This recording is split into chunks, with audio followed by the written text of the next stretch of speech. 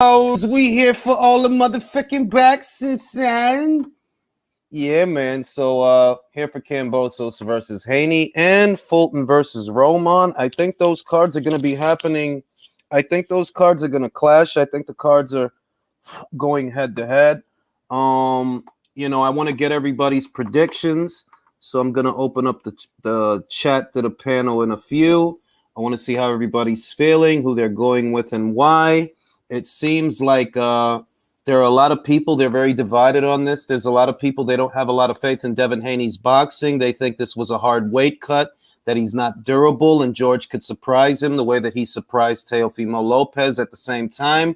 There are guys like me who feel like Devin is more defensively responsible than Teofimo. He's not a fighter that goes in there committing to his shots, looking for a knockout, and what he throws is harder to counter than what you see from Teofimo Lopez. So as long as he feints and stays behind his jab, takes a half step back, he should be able to win comfortably. Now, because of the scale of the fight and the significance of the fight, that this is not just a title defense, this is not just a title fight, this is for the undisputed lightweight championship of the world. Devin Haney ain't but 23 years old fighting for the undisputed championship of the world. The size and scale of the event could get to him. Are there nerves? Are there jitters? Is he putting up a front? Or is it George that's putting up a front? You know what I mean? So it's a lot going on. It's a lot going on. And anybody who's picking George, I don't blame them. It's no wrong answer right now. There's no wrong answer. Anybody who says they got George, I get it. Anybody who says they have Devin, I get it. Right now, we're seeing Lucas Browne. He's approaching the ring. Lucas Browne was stopped, I believe it was 2 fights ago, by crossover rugby star Paul Gallen, pronounced in America Galen, but if you're in Australia, it's Gallen. He was stopped in a single round by Paul Gallen. And in my award-winning prediction video, I speculated that as soon as Junior Fa of New Zealand lands anything of substance, the very portly, albeit experienced, Lucas Browne, he will go out. I believe that Lucas is a shot fighter. I recall some years ago, approximately 4, when Lucas Browne tested positive for a banned substance, a diuretic. He really hasn't been the same since. Shout out to my man Drew. Angels, you got them in their feelings after that image of Eddie standing over Leonard. What you mean? Hey, yo, look, if it's people coming at me, I can't see them anyway, so I don't know. Like, I block all the have-nots and the riffraff and the trash. I don't be mincing words with them, so if they saying something about me, I wouldn't know about it. And yeah, man, you know what I'm saying? We in the building, fresh in the building. Fresh Facts says Lucas is a bum, very chinny. This will be Junior Fa's first fight since having dropped the decision to his countryman Joseph Parkier over there in New Zealand in their domestic clash. A highly anticipated fight. Joseph Parker did enough, but he still seemed like quite the polite fellow in that fight.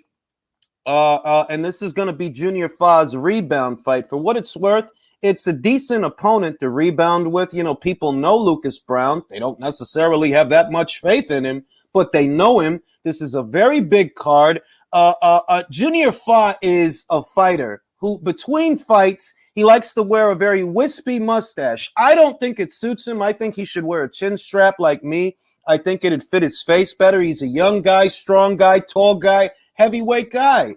And he's got a good barber. He gets good fades, but he's got to do something about that mustache because he reminds me of Tom Selleck in a Magnum PI. Shout out to AJJJJ, who says, Browne about to get slept like Ogawa. Yes, Joe Cordina saw himself become the IBF super featherweight champion with a highlight reel knockout over Kenichi Ogawa, a right hand that I didn't see coming, and obviously he didn't see it either. Otherwise, he wouldn't have got knocked out like that. It was beautiful. And talks for a Joe Cordina versus Shakur Stevenson fight have already ensued. In truth, I don't believe that will be Joe Cordina's next fight. Cordina sounds a lot like Cortina, which in Spanish means curtain, and he closed the curtain on Kenichi Ogawa's reign as this division's IBF champion. A short reign, if I do say so myself. Kenichi lost that title immediately after he won it, the very next fight.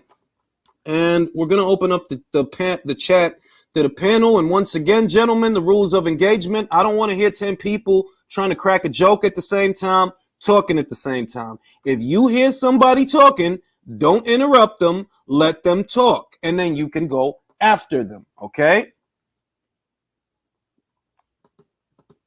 Now, I have installed the banner with some of my patented song lyrics for your viewing pleasure.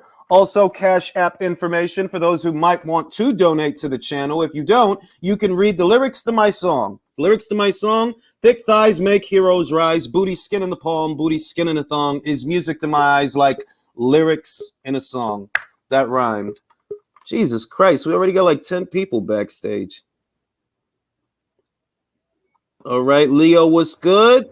Jay was good. Yo. Was good. Country was good. Drew was good. And we're gonna start at the top. We're gonna start at the top because we don't have much time before the main event starts. Michael Giles is joining the chat. We're gonna start with Leo as concisely as you can. Who's winning tonight? Who will leave this division's undisputed champion? I think Devin Haney's got this. I think more than anything, more than intangibles, is about style matchup for Kambosos, and I think Devin Haney is a better fighter. He's gonna win a decision. Jay, who will be the lightweight division's undisputed champion tonight? Well, before I get started, I hope everybody's doing well. Ready for this fight. Glad to be on the panel of the show. Anyway, by the way, Jules, just real quick, for your lyrics that you put in your little blue bar down there, add "We all need an Alicia." That we understand. No. Okay. But real quick, I got tonight. I'm rocking with Devin. I'm rolling with Devin. On points. Think we'll soundly get it done. I think George is really on his victory speech stuff this week. Not really reading into all that well, but I think Devin's gonna do it, man. I'm rocking with Devin. Even though I was picking George before, got Devin on points. All right, Isan, who do you got winning the fight and why? As quickly as you can, all the way from Rhode Island. I'm Massachusetts right now. I got George by decision, a clear decision. Haney gets dropped and hurt most likely, and spicy prediction, spicy. I think he's gonna get hurt bad at some point in this fight. Maybe he'll survive, but if he gets stopped, I wouldn't be surprised either. Ooh. But I got shit! What happened? Is he? Yo, what the Holy fuck? shit! Whoa! What the hell? You're kidding me? He's drunk. You're kidding, you're kidding me. You heavyweight boxing, bro. Heavyweight boxing, bro. You just never know. You never know. Come on, Jules. He just punched the autism into him. Yo, come on, Junior. Jesus Christ. For those that don't know, Junior Fa hasn't fought in over a year. What we could be looking at is bad ring rust. But if you lose to Lucas Browne, bro, come on, buy yourself some time. Move around. You already lost this round. Move around. Use your legs. Get him back. Back. Oh my God. Oh no. It's over. Oh, you gotta be kidding me, dog! That's fucking crazy, bro. What is that? That's Junior Fa, man. What? Yo, you gotta be. Browne, he knocked the autism into Browne. Dude, dog, this is that just happened. That didn't just happen. Oh my God. Do you realize? Let me champ this shit. Lucas Browne lost last year to a crossover rugby player, no amateur background. He lost by first round knockout. I know. I saw it. Now, Junior Fa actually has an amateur background, boxed a former world champion, so that he he sucks. I don't give a fuck. Junior Fa even trained for this fight? Yo, bro, Lightweight. heavyweight boxing, bro. Heavyweight boxing. The cruelest mistress in all of boxing. Fi ain't shit. He ain't shit, bro. I'm Did sorry. he get knocked out that He ain't quick? shit. He ain't shit. Bro, that was the first round. How do you come into the fight? How do you come into the fight with autism on your trunks and then fucking get beat up like you're autistic? Oh God! Now Lucas is back in the mix of everything. He's gonna start posting selfies again. give me. Man. Oh, Lucas Brown's gonna find a PBC fight now. He's gonna start posting selfies again. Oh my God, bro! I just quit. I just want to say fuck Top Rank. Okay, I am in fucking Canada. And I cannot find anywhere to fucking buy this fight to watch it. I had to stream Did you check Fight TV? FITE-TV. Fight TV. Hey, that was a fucking check shot behind the head. Check FITE-TV. If you don't check there, go to Top Rank's YouTube channel. See if they don't have it. They have that bullshit. They either suggest Fubo TV or some other shit, and it wasn't working for me. And I was like. How could Top Rank not provide this fight? Yo, I can't believe when is this. the main event? Jules, it was so hard to find shit, bro. That's unbelievable. How does Junior Fa face the Polynesian community now? Yo, I don't know, bro, but I don't think he should go back home. I don't think he should go back home. You excommunicated him already? Yo, what? Bro, how do you lose in one round to Lucas Brown, bro? Lucas Brown. You know what happened? You know what happened, guys? He didn't do the hockey ring dance. girls are all covered up. That's very classy, don't you think? He didn't do the hockey dance. Okay, everybody, back to the predictions. We got a lot of people that got a lot to say. Eson has George winning the fight, several knockdowns. Virtuoso, who's winning tonight, who's becoming an undisputed champion while I eat this croissant. I got Devin Haney by decision. I think it's going to be a convincing fight. I think it's going to be. I think it's going to win wide. Okay, let's go to Drew. Drew, who will be the lightweight division's undisputed champion tonight? Just because I want Alexis to be wrong, I'm going with Devin Haney. I want to say this. I don't know what Alexis has against that kid other than he was doing business with Matchroom. That seems to be his real issue with him. I don't get it. I don't his get video it. Today, his video today. I got Jules. I got Devin Haney in a controversial decision. I'm just saying that I see that he doesn't like him, and I'm like, that Haney has been hyped up. He said that he's been hearing about Haney for years. And at the first time he saw Haney, he went to go see him, and he was like, versus an overmatched guy. And he said, and guess what? It went 12 rounds. Then he fought another low-class guy, and it went 12 rounds. He's like, so I keep hearing about this prospect who's supposed to be the greatest thing since Mayweather, but every time I see him, he's going the distance with these. I mean, he's not wrong. He's not wrong. But I don't. But I mean, it's probably the matchroom thing more than anything, and probably just the fact that he's been hearing so much about Devin that Devin really hasn't looked spectacular or dominate anybody.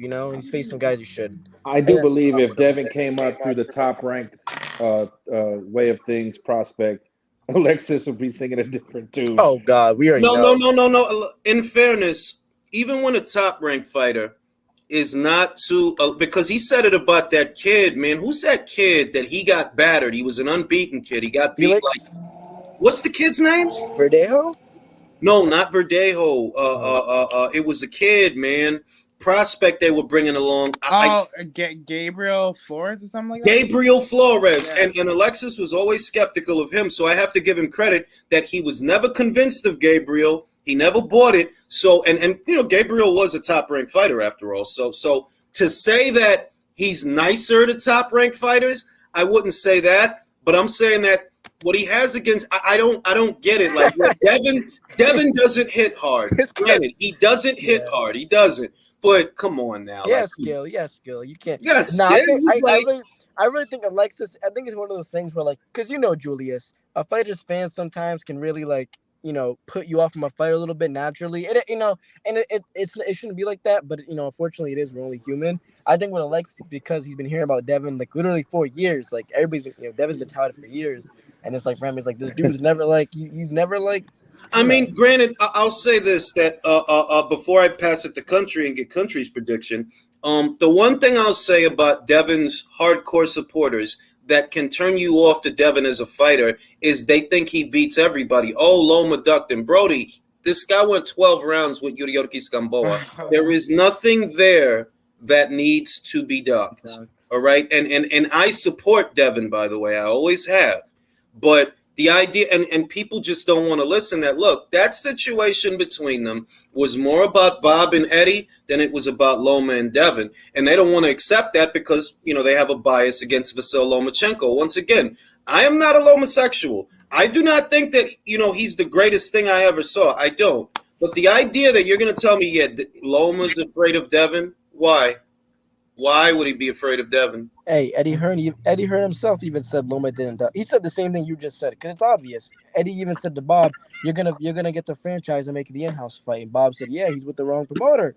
He literally said that. Like that's really what this has been about the whole time. It was about the promoters, not so much the fighters. And how, look, you want to work out a way to get my fighter on your platform, and I'm not going to let you do that because Bob said it in plain English. What Eddie wants is to get Loma on the zone for at least one fight. He said it in plain English. He tried it with Crolla. He was going to try it again with Devin. That's all it was about. It wasn't about Loma being scared of Devin. So your point, Isan, about how sometimes overzealous fans can turn you off to a fighter and make you not like the fighter. I definitely see your point. I go to Country, who is in the Sunshine State. He's in California.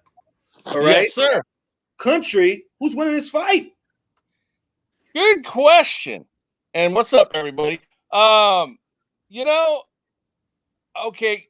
I think Devin can pull it off on a points decision, but again, like I'm going to reiterate what I said before. Unless George really messes up, if he keeps it close, he's going to win because he's in Australia, home cooking. Otherwise, it's a very fair point. Otherwise, Devin Haney by points if that doesn't happen. It's a very fair point. Devin has to keep this a boxing match. He's got to keep George at the end of the lead hand, the end of the jab, and he can't be predictable with the jab. He's got to put some feints in there, keep George on his toes, and keep him outside the pocket. Because if George gets in, he's going to look to land big. He's going to look to capitalize, and I think we all agree Devin don't take the best punch. Michael, who's winning this fight? I really don't know. I mean, if Devin doesn't get hurt and gasses out, like how he starts to fade like later. If he doesn't get hurt and like clipped later, then he'll be all right. Because I don't see him messing with Devin at all, and in any way, unless he gets hurt, unless Devin gets hurt, but which I do see happening. So I really don't know. I do see Devin getting dropped. So. Let's go to the city of brotherly love. Let's go to the city of Philly cheesesteaks. A Philly native will be in action later on tonight. Goes by the name of Stephen Fulton. But right now we're here with Philly Irish Drew. Drew, who's going to win this fight? First of all, did I see fucking washed up Lucas Browne knock out a guy that went 12 full rounds to Parker? Bro, heavyweight boxing, right? Who the fuck knows, man? Like, I honestly thought that was an easy prediction. Like, bro, Lucas is not about to come in here and do nothing. And lo and behold. You know what? I said this on Monday. I said this 2 weeks ago. George Kambosos stops Devin Haney in round 8 or 9 because Devin Haney's defense is a liability. You showed it against Jojo Diaz. Jojo was able to get inside at will against Devin Haney, was able to hurt Devin Haney. Lenoris got a big punch off that actually almost knocked him out and made out him for a round and a half without being warned about it. Devin Haney cannot box up for 12 rounds. He's going to go in there and try to be fan-friendly more. He's doing it. He's in Australia? In Australia, because listen, he's got to go for a knockout. Country, he's got a point because you know what they say. You can't coast on foreign soil. So the idea that like if you're gonna slow it down, you have to slow it all the way down, and you have to be the only guy that's landing. I think personally, for a fight this size, that's asking a lot. So there is a chance that Devin, he kind of just submits to the crowd and submits to the moment. I Can I hope ask he you a does. question, Jules? Can I ask you a Julius. question, Jules? Can I ask you a Chisora question versus real Browne. quick, Jules?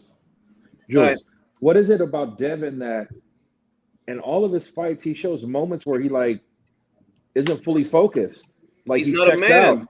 He's He not a checks man. He's out. a boy. He's not a man. He's a boy. And I don't say that. I say that because he's 23. At 23 years old, most guys, they haven't figured it all out yet about themselves. He's very young. I don't hold that against him, but if I had to put my finger on it, why would you ask Jorge Linares, can I punch? Why would you, why would you go against what's working? See, I'll give you an example. Sky Nicholson, Australian, she was in action earlier today, and she fought a very mature, albeit ho-hum fight. But she was mature enough that, look, this is working. This is working. It's not the most riveting fight.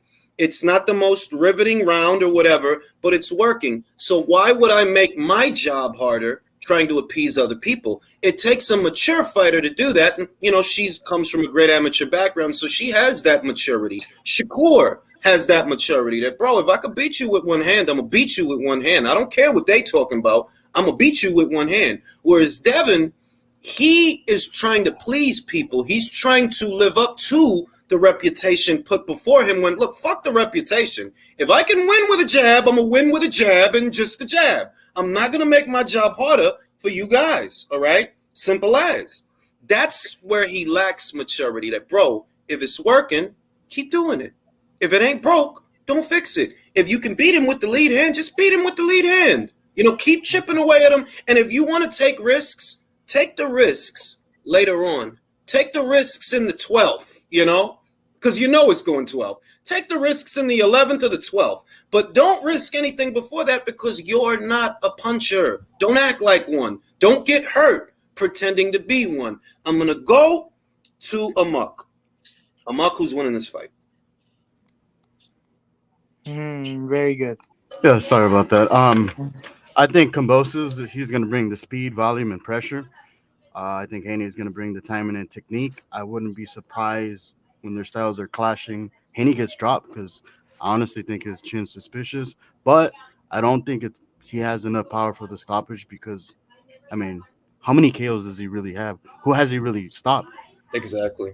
That's a very fair point. Devin Haney is not a knockout puncher. I'm told that No. The other way around. No, it's winter now in Australia, and I'm told that in Australia they celebrate Christmas in August, and their tradition is they'll have Santa Claus come by in a sleigh and throw rocks at little children. Rocks with it's the Australian pastime.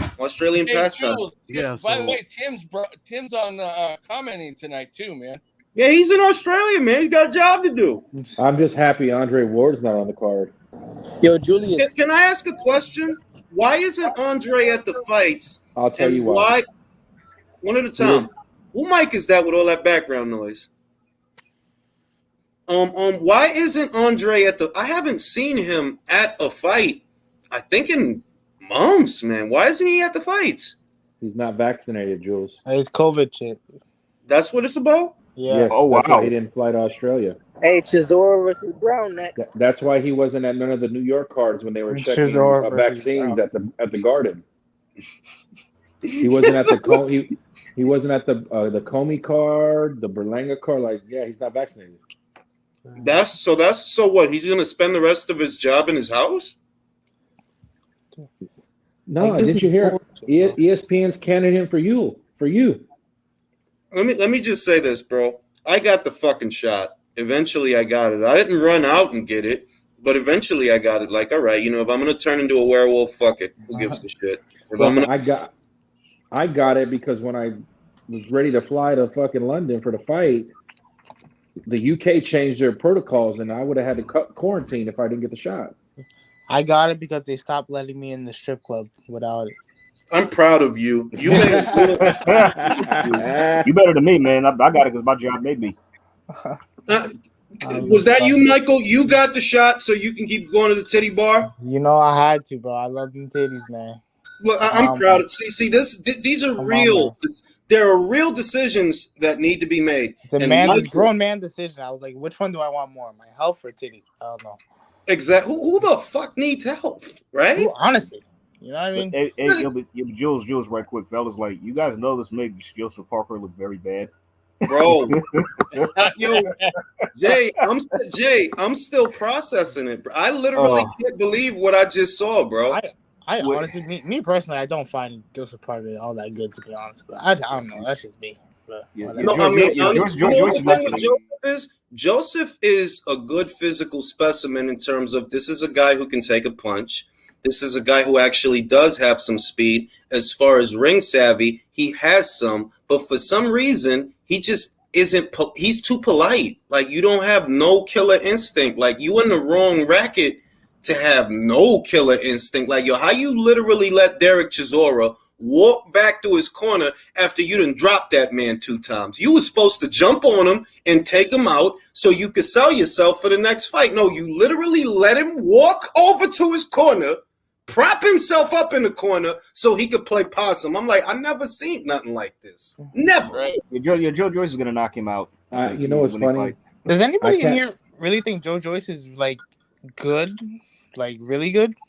Boxing wise, in terms of just fundamentals, I don't think he's great because I didn't forget the Takam fight. I didn't forget the Jennings fight. He didn't look good in any of those fights. I think too many people are stuck in a time warp where he's fought Daniel Dubois and they missed. They missed all the right hands that Bryant Jennings was landing. They missed that funny looking stoppage in the Takam. I'm not saying that he didn't win. I'm saying that stoppage is funny. They wanted you to stop him or something. Because that looked like he could have kept going. He's fat and slow to me. I don't know what it is. That's what he looks like to me. Is anybody looking forward to Munguia next weekend? I am. Oh, yo. Can we talk about how Top Rank like promotes Anayo in a way like he doesn't exist? Well, you're gonna get Jules pissed off now. No, that's how they promote him. I agree with that. It's Alexis that takes issue whenever that's said. That look, he gets on you guys get him so mad, or Jules gets him so mad. It's unbelievable. Yeah, like he does it like let's be honest. The only reason we're getting Donaire versus Inui is because Casemiro screwed the pooch. If not for Sean Gibbons and Casemiro screwing the pooch, this fight don't happen. And I think where me and Alexis don't see eye to eye is he's acting like Bob put that fight together. Mr. Whatchamacallit, I forgot his goddamn. The honorable Mr. Honda. Honda put that fight together. Honda put that fight together. It was Honda and Schaefer. It wasn't. I completely forgot about Naoya until a couple of days ago. Like, that's how they promote this guy. It's horrible. And when we talk about it, like he's like where me and Alexis don't see eye to eye is he's acting like Bob orchestrated or Bob is the architect. No, he's not. Akihiko Honda and Richard Schaefer are the architects for that fight. They're the ones that decided to put it on. Bob is simply the U.S. broadcast partner. You know, he's the gateway for a U.S. broadcast partner. Oh, yeah, you're right, Jules. All he is the middleman. Don't overstate his role. Don't overstate his role. He didn't put that fight together. All Bob Arum is the middleman. Like, hey, ESPN, I got this fight. You know, and I'm not knocking him. Like, it's great that we're gonna get to watch the fight. You know, like I said, it's great. But that it's like you overstating his role in all of it. Like, bro, he's not the one that negotiated that fight. You did so little with Naoya Inoue. Don't forget, you did so little with this guy. His last fight was in Japan, bro. It's a reason for that. All right. You didn't. We could have seen this fight a lot sooner if Top Rank would have bid on the fight, on the Ubali fight, won the bid. Then you have Nonito right there. Like, look, Nonito, you know, we want to do this Inui fight, but we want to do it here stateside. We could have been here over a year ago, man. But you didn't bid on the fight. It is sheer happenstance that we're here now. Good luck. You know, that's all it is. And that's why the fight's in Japan, and that's why Mr. Honda negotiated pay-per-view distribution with Amazon Prime. Yeah, like I we talked about it a couple of times. Shout out to Amok, I appreciate that, bro. We talked about it a couple of times. It's not like a hot topic or a burning issue, but I said that like I think you're overstating Bob's role in all of that. He didn't negotiate that fight. I think Alexis just wants to fuck Bob. I don't know why. Well, I ain't going to do all that now. Like, hey, Jules. Hey, Jules. In celebration of the fight, I got my picture on my account here different, and also now you can see what I'm talking to you about how buff them kangaroos are. Take a look at the picture.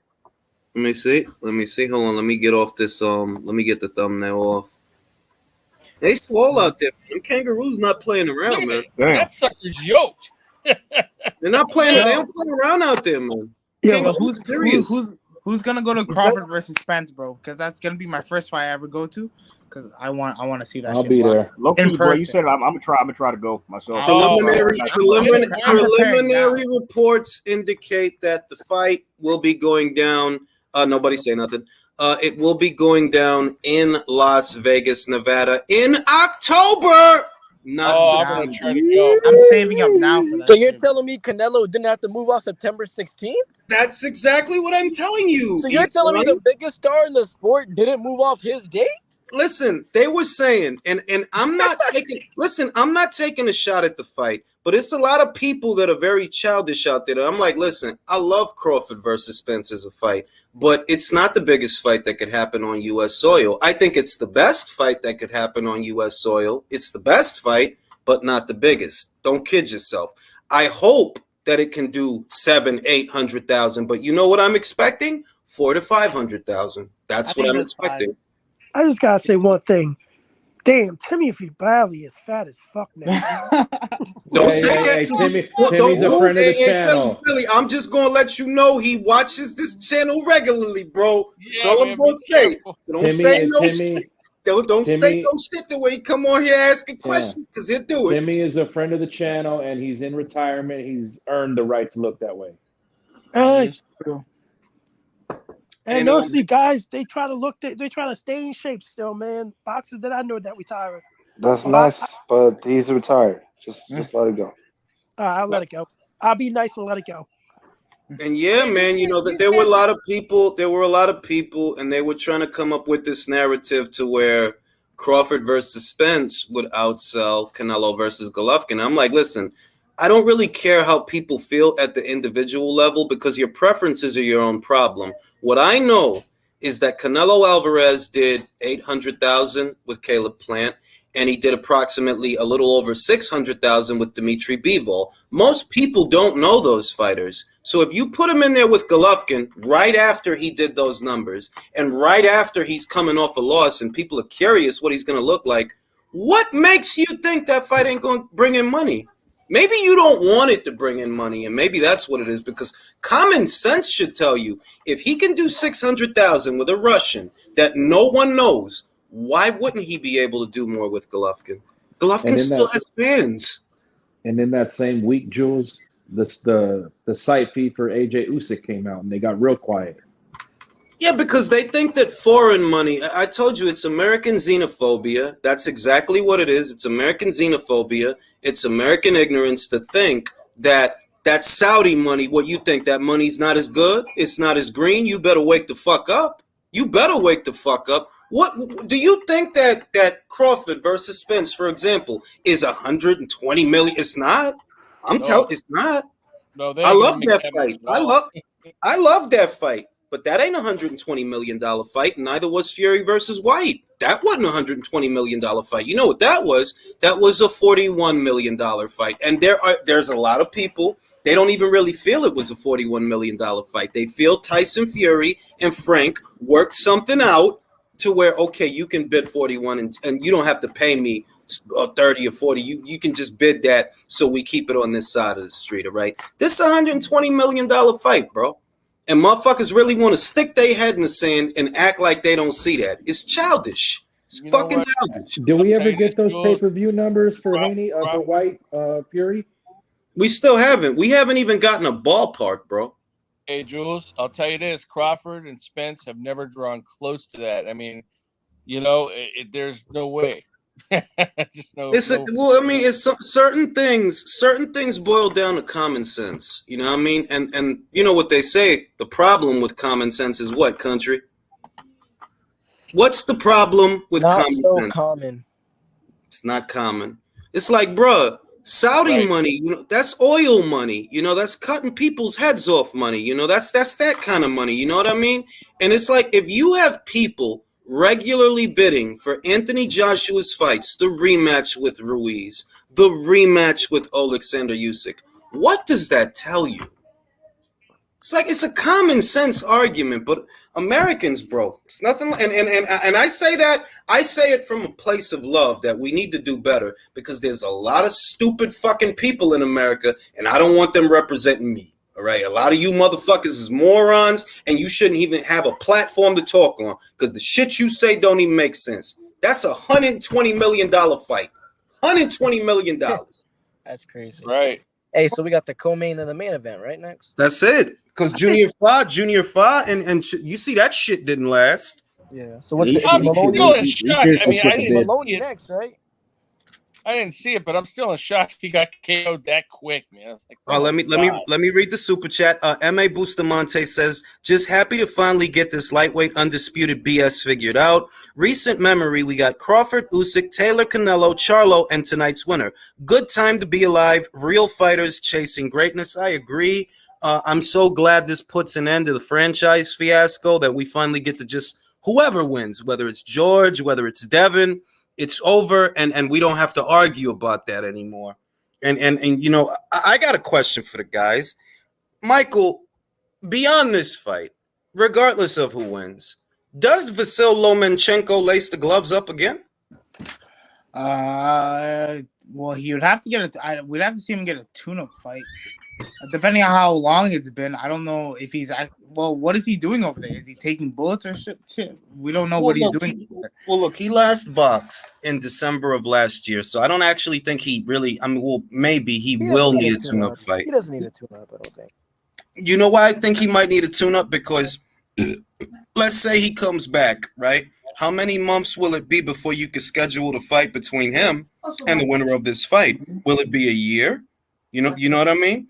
Because the winner of this fight is fighting tonight. He last fought in December. There's time between December and now, but what about when you try to do this fight with the winner of this fight? How long is that going to take? Right. You know what I mean? So, country, does this guy come back? You know, that's a good question. If everything goes right and, you know, things pan out as far as the war dies down quicker than we thought, I could see him coming back. But if it goes prolonged and he's already caught up right now, he may not. Or by the time he does, it's going to be too late. Yeah, because he's 34 years old, by the way, for those that don't know. He's not getting any younger. Even if he comes back, he kills both of these guys fighting tonight. I don't care. All right, I'm going to go around the board. I'm going to ask Drew. If Vasil Lomachenko comes back later on this year in the fall, does he have the minerals to beat either one of these two guys? I honestly want to see get him a tune-up fight, Jules, just because the PTSD and all this stuff over there, like, he's just going to need one to get his mind right and really hurt somebody, you know, to get in the frame of mind of where, okay, he's sharp and crisp. Let me go to Leo. Leo, our man in Chile. If Vasil Lomachenko comes back this year, does he have the intestinal fortitude and the gastric bypass to win this fight? Absolutely. I think Loma is a real competitor, more than most of the guys you can see in the TV, on the laptop. And far from the war and all that's been going through him, I think he comes back. I can assure you if he's gonna, for example, I don't know if he's gonna beat Shakur Stevenson because Shakur Stevenson is coming by the time Loma comes back. But Kambosos on Devin Haney, I don't think Lomachenko is going to have any problems with any of those guys.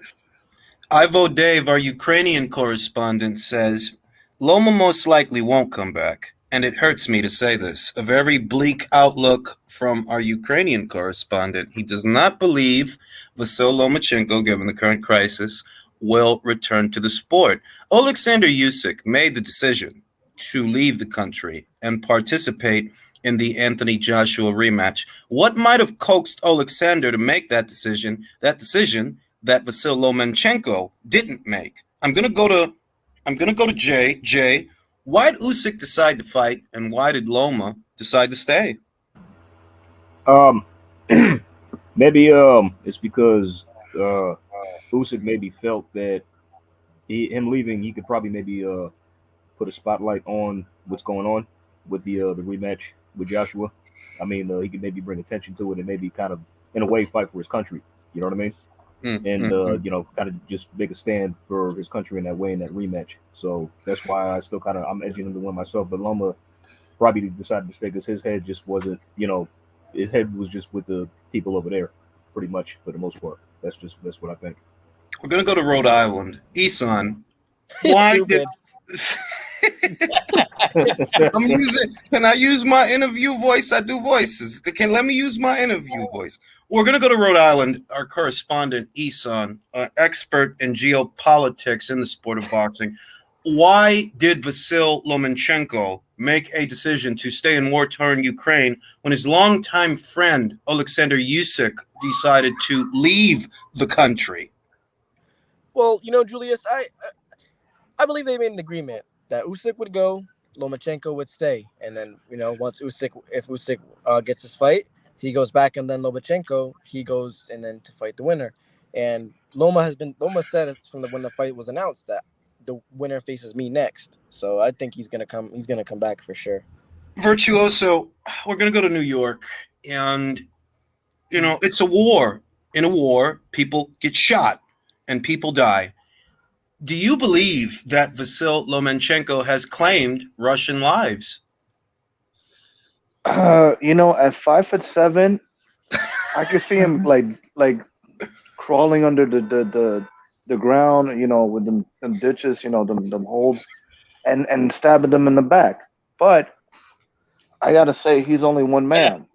He cannot turn the tide of the war. In fact, this is a losing proposition for the Ukrainian forces. Russia's is much too strong. They have way too many people. And he should just come back to boxing. But it's his decision. And, and if he does stay over there, you know what? It's been an honor and a privilege because I saw his last fight.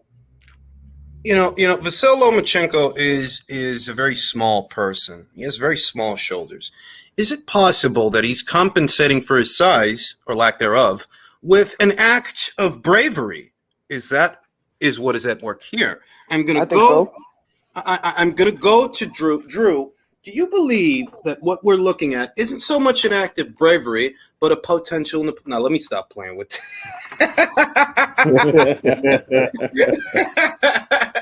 Let me stop playing like that. That's not right.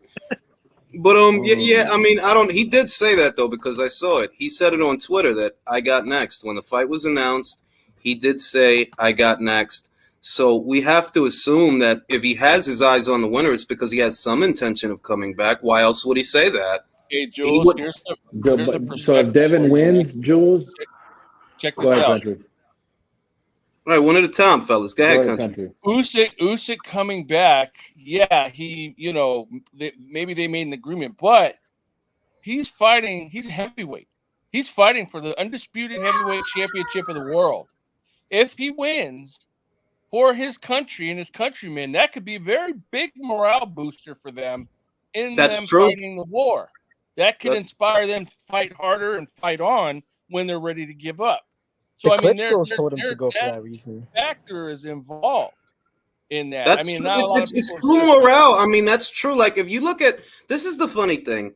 I think there are some misconceptions about the war because people look at the sheer size of Russia as a country and they envision people in all those, in the whole of the country when the country isn't actually populated that way. It's actually more like Australia. There's pockets of people in places, but you ain't got a whole bunch of motherfuckers in the Ural Mountains, for example. There are parts of Russia that aren't particularly habitable or hospitable for a whole city. So that Ukraine has lasted this long without being completely taken over or overrun. Because I saw someone in the comments say that they're losing the war. I don't know how true that is. You know, the Klitschko's are still walking around and they're still doing things. They reopened the museum in Kiev. You know what I mean? And the war is still going on, but are they losing? I don't know about that because they are getting a lot of help. I saw something about Poland. I saw something about Germany. I saw something about America sending them supplies. And the war effort, it's an ongoing war, but I don't know if it's a war that they're losing.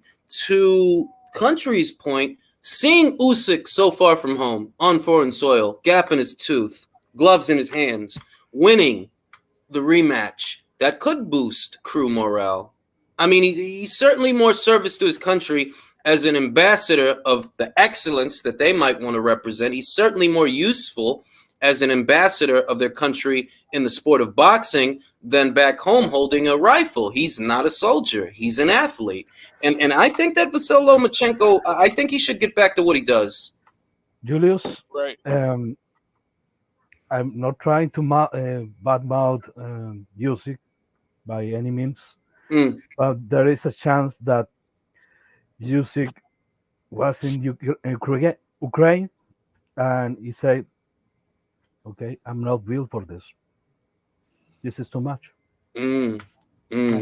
He saw That's things good. more realistically Hey, than Loma. he was stressed. He lost like what, 10 kg? He was so stressed. They said he lost 20 pounds over there. In a matter but of he- weeks, he lost 20 pounds. But he had to get permission to leave. So it's one of those things. Like I'm sure he wanted to be there. He didn't have to get called to get back there like Loma. He stood. Well, But then actually, Usyk's one of those. Usyk's wife is half Russian though too. So it's like he's torn between it a lot too because half of his family's Russian. And Russian women are hot. Aegis They actually are. cleared that up and said that when you're of a certain age and have a certain number of kids, you actually can leave the country. You don't need permission. That's why going raw and leaving it in sometimes is the right decision. Oh, come on, dude. Amen. I'm trying to help. I'm Hey, just some trying of to us don't got kids and don't plan on having them soon, man. Like, How long are they gonna? You just how can't long be are- out here. You just can't be out here fucking these broads and a kid or two don't pop out. That's all I'm saying. Like eventually you have to plant roots. You know, you got to do that. Spread the wealth, spread the seed, the jewels. Australia is a very beautiful continent. It's a very beautiful country. I don't know what time it is over there. It looks like nighttime. What time is it over there? It's Oh, 2 damn. o'clock. In the morning? It's 12:01 p.m. 12:01 p.m. over there. What the hell is wrong with those people? Go home. Dude, they just showed the replay again of Junior Fall. He was flopping around like a fish. Oh, Yeah. Cut the No, oxygen off, bro. He cut the oxygen. I can't find still no haven't processed it. I still haven't processed it. I just want to let you guys know that it's a retractable roof. That's why it looks like it's nighttime. Oh wait, so it's not nighttime. Yeah, it's in the daytime. It's in the What, daytime. what time is it there? It's 2 It's o'clock. 12:01 p.m. Noon. It's 12:01 p.m. Oh, Bro, I thought you said it was 12:01 a.m. I'm like, Oh what no, the no, fuck? p.m. p.m. No, p.m. Yeah, p.m. Oh, that's beautiful. Wow, they're so. I gotta go to Australia, bro. I think Loma stops whoever wins this fight. I want to say this. I've always felt this way. If there are any Australians in the house, I know there are none on the panel, but if there are any Australians watching this, I've always felt this way about Australia. It's a mystical land on the edge of the world. It's almost, I mean, outside of Antarctica, it's like, you know, in many ways, the southernmost point of civilization. Don't you notice that none of the animals you find in Australia, you can't find them anywhere else? I think they Right. harken back to a time when the dinosaurs roamed the earth. I think that Australia is a window into the past, not the past, the past with an accent. And there's magic there, man. I'm fucking telling. It's something about that place. I gotta go there. Okay, You're and thinking- Julius, all Julius, those you're fucking thinking- animals can stay right Strange there. animals. Julius, I think you're thinking about New Zealand because that's where they filmed Lord of the Rings. Australia is the future. That's Bro, Mad what- Max. New Zealand is like the Cuba of the southern hemisphere. It's off the coast of what? Off the coast of what? A dry ass land. Of fucking Australia. It's like the Dominican Republic of the southern hemisphere. It's 90% right of the population lives by the shore, by the sea line. Yes, because have you ever heard the story of the giant koala bear? that roams the outback, singing songs when the moon is full and high in the sky. The 50-foot koala bear. Yeah, Yeah, well, they're singing Midnight Oil. He better not run into a yowie because they'll be in trouble. I think we'll all be in trouble if he By the runs way, into a that. question, fellas, is Paul Hogan? Y'all think Paul Hogan is there? He has to be. Yeah, how could he not be? Look, Jeff Horn is there. I checked his Instagram. He's there. Jeff Horn Okay, is good. there. Nice. If Jeff Horn is there, Paul Hogan is there. Is this Just next to for give the you guys a tip Hi, about Browne? Yeah.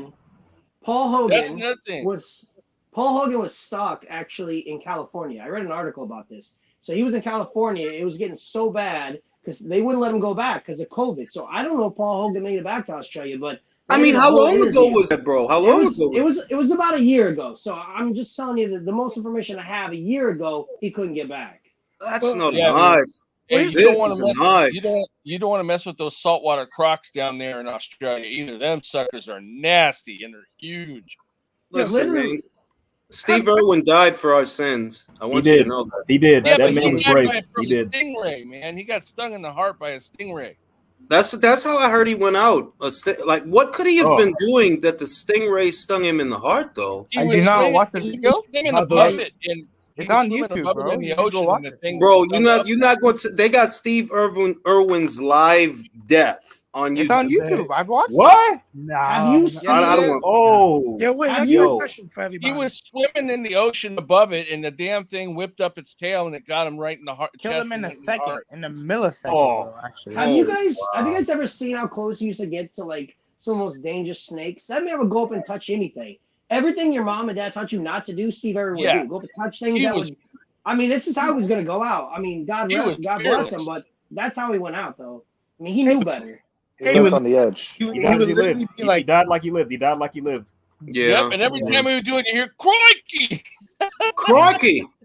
I love the Australian accent, by the way. I'm a master of linguistics. For the trained ear, the Australian accent sounds nothing like an English accent or just a Liverpool, South London. There are nuances and small details, like a Welsh accent versus some other kind of accent. I can hear it because I'm a master of linguistics, but No, to an you can American, hear it. You can hear it because you're a space alien, and you can hear. that's it exactly why I can hear it.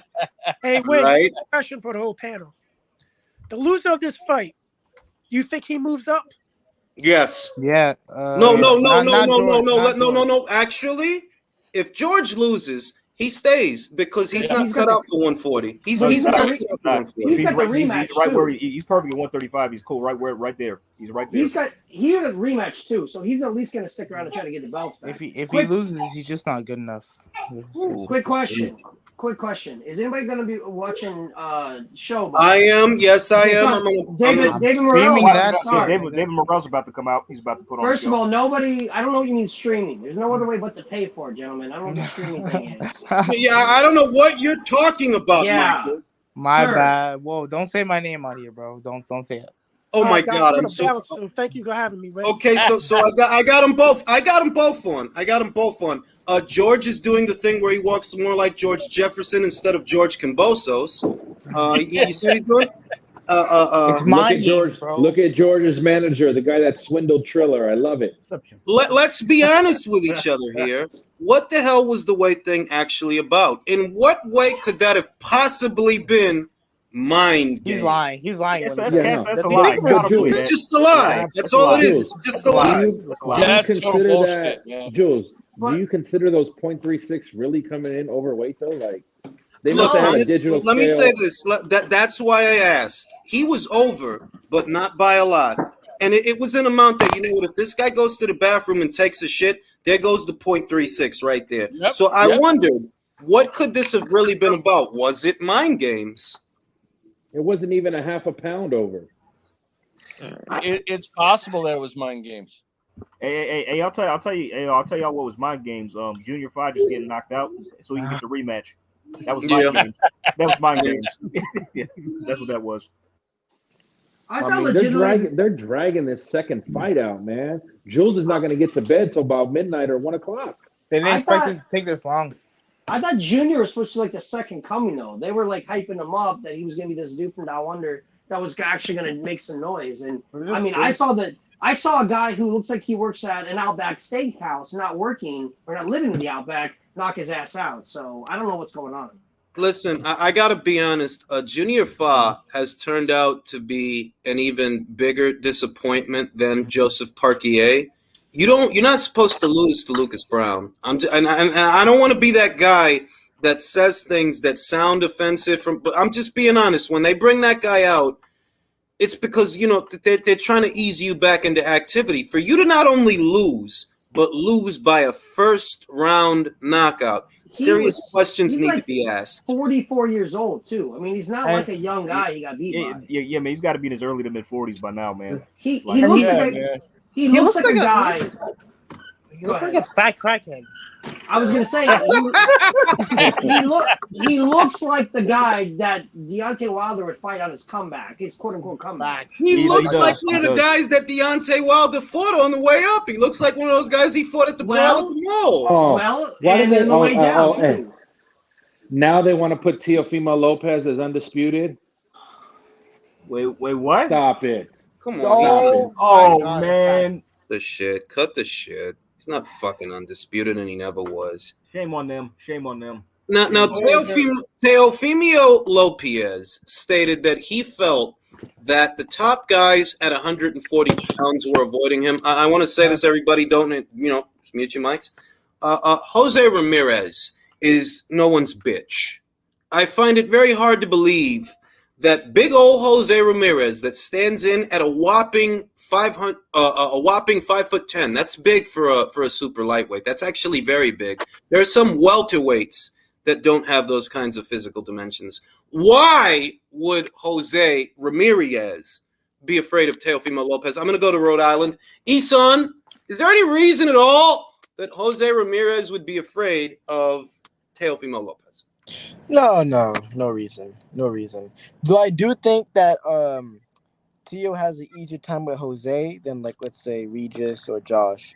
I do think that Jose's style would play into the counter punching a little bit more for Teofimo. But he doesn't like tall guys, Isan. Ooh, David Moreau is a bad fucking dude, man. I ain't saying he'll win. But I just think that get him, David. I'd pick Ramirez. I think Ramirez would probably hurt him. But I'm not telling you. Don't make a prediction you don't mean. I'm just saying that. No, I do. Now I got a question for you, Jules. All right. It's been this long with Teofimo. The delusion and the lying to himself, does that look like a fighter that's really ready to get back and be honest with himself and fix the things he needs to fix? I'll be honest, it doesn't. A part of fixing a problem is acknowledging that there is one. And a lot of what he's been saying shows that you're not acknowledging the reality of what you're in. These guys are not avoiding you. Josh Taylor, even if you think he lost his last fight, him not fighting you doesn't mean he's avoiding you. He's under orders to fight Jose Zapata. That's reality. Before that, he was under orders to fight Alberto Puello. So he's not at liberty to fight you, but you tell yourself that you're being avoided. Jose Ramirez has been working to get a top spot by way of the WBO. That's what he's been all wrapped up in, and he's been entangled in a potential Conor Benn fight that has since capsized, granted, but he had other things to do. He's not avoiding you. And if you're telling yourself that you're being avoided, isn't that a delusion? He's going to get himself hurt with that delusion because he's going to go in there with thinking somebody avoided him to finally fought him. They're going to KO his security. False sense of security. Yeah. That's going to happen. What else are we supposed to call it? Like, no offense to Teofimo. I don't want to make it seem like, he's just a piece of shit and you got to throw the whole fighter away. I like that kid. But I'm just saying, if I gotta address what you said, no, there's no truth in that. Them guys ain't avoiding you. They got other shit they got to do. We didn't even know that he was going to come back in August. He said about a little over a month ago that, we're in talks for a Josh Taylor fight. I didn't believe that. Maybe you want that, or maybe you overheard that. But I knew Josh was tied up right after the Catterall fight. Like, bro, if this dude don't end up moving up, he going to have 2-3 mandatories he got to satisfy. So Teofimo is not even an option. Not unless you were mandatory. Guess what? You're not. So you got to wait. See, part of the problem is he's so too big for his britches that he automatically thinks he's entitled to step in line in front ahead of people and get these shots, and he's not. He has to work his Exactly. way up like everybody else. But you Exactly, gotta, because that's what he wants. He wants to be fast tracked to a title shot, and it's like, bro, Jose's in line. It's Jose Zapata. but let me say this. So you look at it from the standpoint that Teofimo, he never had any sort of issues moving up, right? Everything that he did worked out very well, right? There were no roadblocks. He gets it. He gets the money fast. He gets the fame fast. He gets fast tracked to be like the next ESPN Golden Boy, correct? And then of course he ends up losing. You're dealing with a guy who's very young, who obviously had issues with the relationship. Mentally, he's never had any sort of roadblocks. He can't even comprehend with the lack of maturity, and also the fact he's never had any sort of issues ever before, right? He doesn't know how to deal with this. He doesn't know how to deal with it. Well, And two let of me them. add to that. Let me add to Think that. about it this way, though. Think about it this way. There are full-grown adults to where a divorce situation is one of the most stressful times in their lives. Full-grown adults with all their mental faculties, that's very stressful for them. Put a young guy who to us may seem like a child because he's so young in a situation where he just has a kid, he can't see him. He's going through a divorce with his newlywed wife. He just lost a very big fight, and that costed him a lot of opportunities that were on the other side of that fight. It's a lot, and I want him to recover, but I don't think he has. I don't think he has. Just to Right. add to Also, that. his Just to add to father. that. What's his father telling him? And I'm going to You tell know? you what's going on.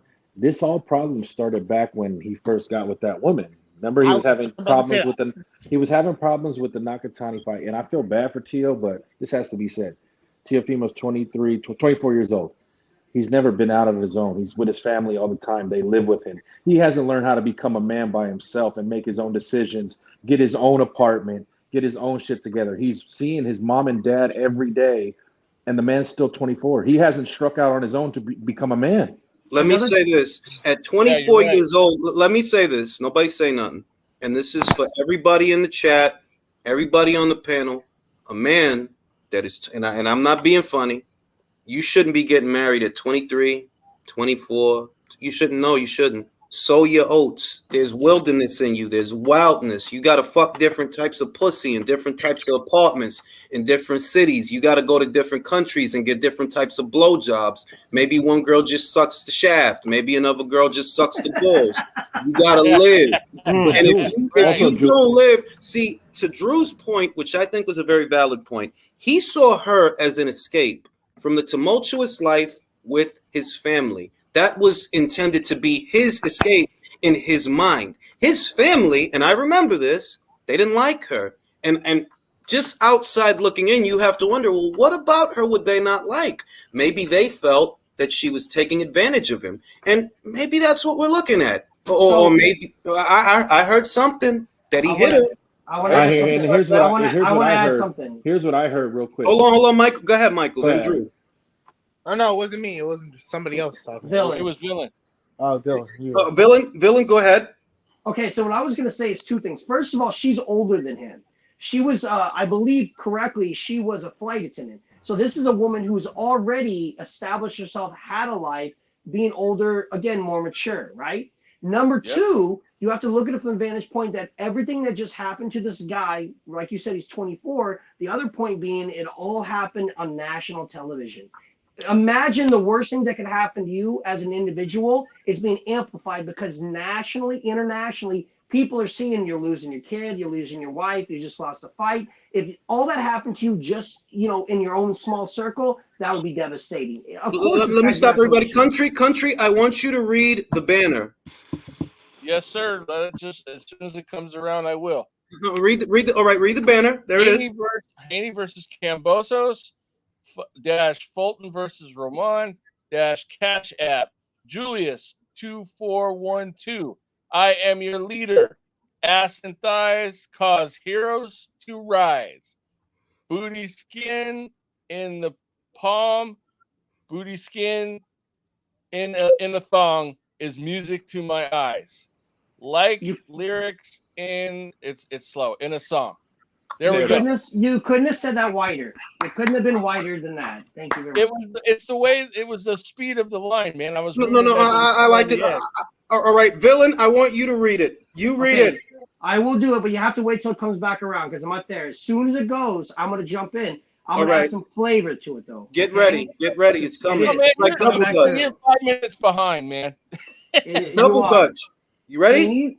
Haney versus Kambosos. Fulton versus Roman. Cash App Julius 2412. I am your leader. Ass and thighs. Cause heroes to rise. Booty skin in the palm. Booty skin in a thong is music to my eyes. Like lyrics in a song all day long. Beautiful. That was Fucking vanilla, That was like beautiful. poetry. That was like It was poetry. beautiful. It's a You know what? haiku. It was like spoken word. It was like I felt it. I felt it You put a here. haiku in your ticker. I'm just giving I Billy like it. crap because he gave me crap. Oh shit! Yo, Is David's that- down. You lying? What? Yeah, I'm lying. You're I'm lying. lying. I'm lying. Yeah, because I'm looking at the show. I'm like, the fuck are you talking about, bro? Pay Like, attention. To add to what Villain was saying, what I heard is the wife got to a point where, like, look, you need to be a man and separate yourself from your family because we're married and we have a child. And like to your point, Jules, like you were saying, there comes a time point where a man has to separate himself from his father and his mother and make big boy decisions. yeah. His father Because- doesn't know how to fucking train for one. Well, can you Well, imagine His father- having let me his say this: father? the He's just different yelling at him in dynamic, the corner. That's all he's doing. the dynamic that they have is perhaps different from ours, right? Because Teofimo is the breadwinner, not just he's the breadwinner of the family.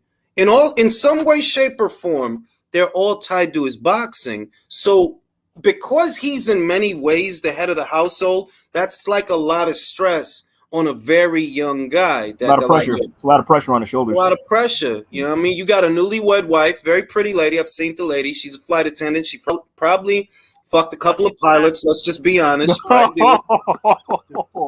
Because we need to be honest, bro. I Like, know. didn't Yeah. fuck a pilot. Never. It never happened. There's not be kids around here. And there's nothing wrong if she did, by the way. It's life, you know?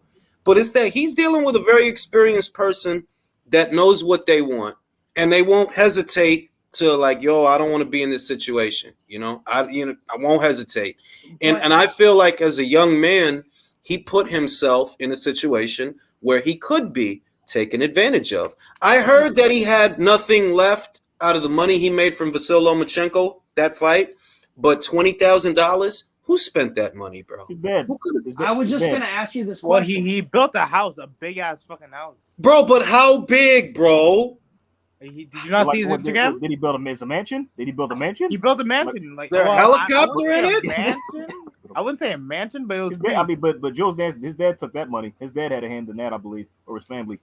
Yeah, his dad bought a Cadillac. Or something. David Morrell is going fucking ham, bro. This is a tough guy, man. This is a tough dude. Taking a How you lot not of the fucking punishment, man. Legitimate question about Teofimo, real quick though. Did you say TFO? UFO Lopez. Teofimo, you called him. Teofimo,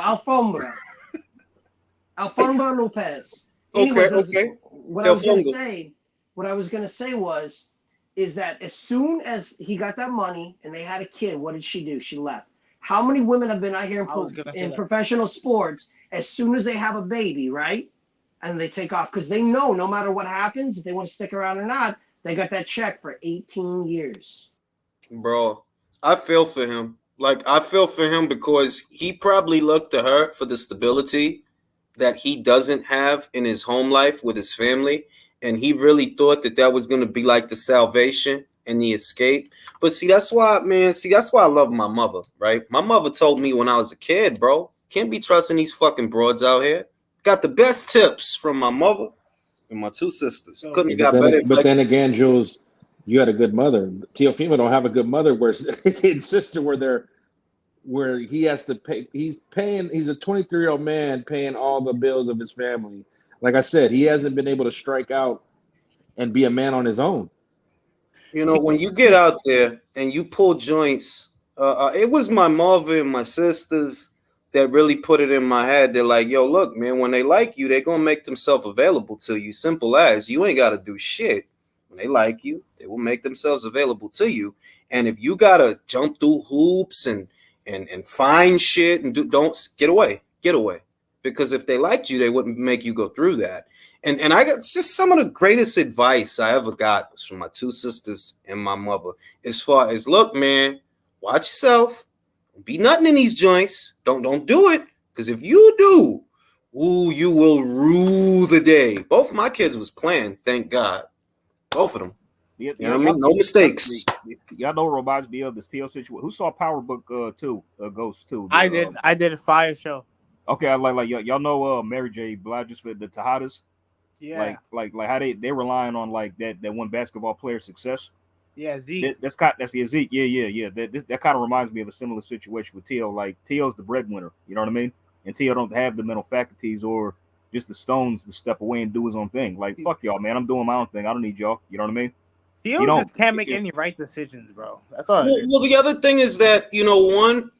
I don't want to fault him for being a young man because I know what I was like when I was 23 and I was a fucking moron. The other thing is that he's in a situation where in some ways they're taking advantage too. Are you looking out for his best interests or your own? Why is so much of that money gone? Is there like a business that you guys set up that generates him or generates the family residual revenue while he's boxing? Where's your head at? Where does the money go? Does it go on bullshit? Because then we can say that, yeah, you're taking advantage. You don't need to look. Listen, the funniest shit that poor people that get a lot of money do to me, what I find funny that they do is they run out and buy pure bullshit when it's like, yo, dog, you've been making it not having this shit. You don't need it. And it's like very few people end up realizing that I don't need a Bentley. I don't need a Bugatti. I don't need a massive fucking house. I've been living in this, all right? Well, I don't need any of this shit. Let me ask you this question. Tio's father is not even a father. He acts more like a wingman or like a brother or a guy who's trying his partner. He doesn't even act like a dad. I'm gonna tell you a story, y'all. Any sort of advice. I'm gonna tell you a story. It was the Oscar Valdez Conceição fight. Teofimo's dad was shit-faced drunk, and he asked my girl to cut in line to get fucking alcohol, and said, "I'll take a picture with you if you let me cut in line." That's how fucked up he was. Wow! Swear to God. Wow! He's an alcoholic. Look, John D. Rocky says, "Music taught me these hoes ain't shit."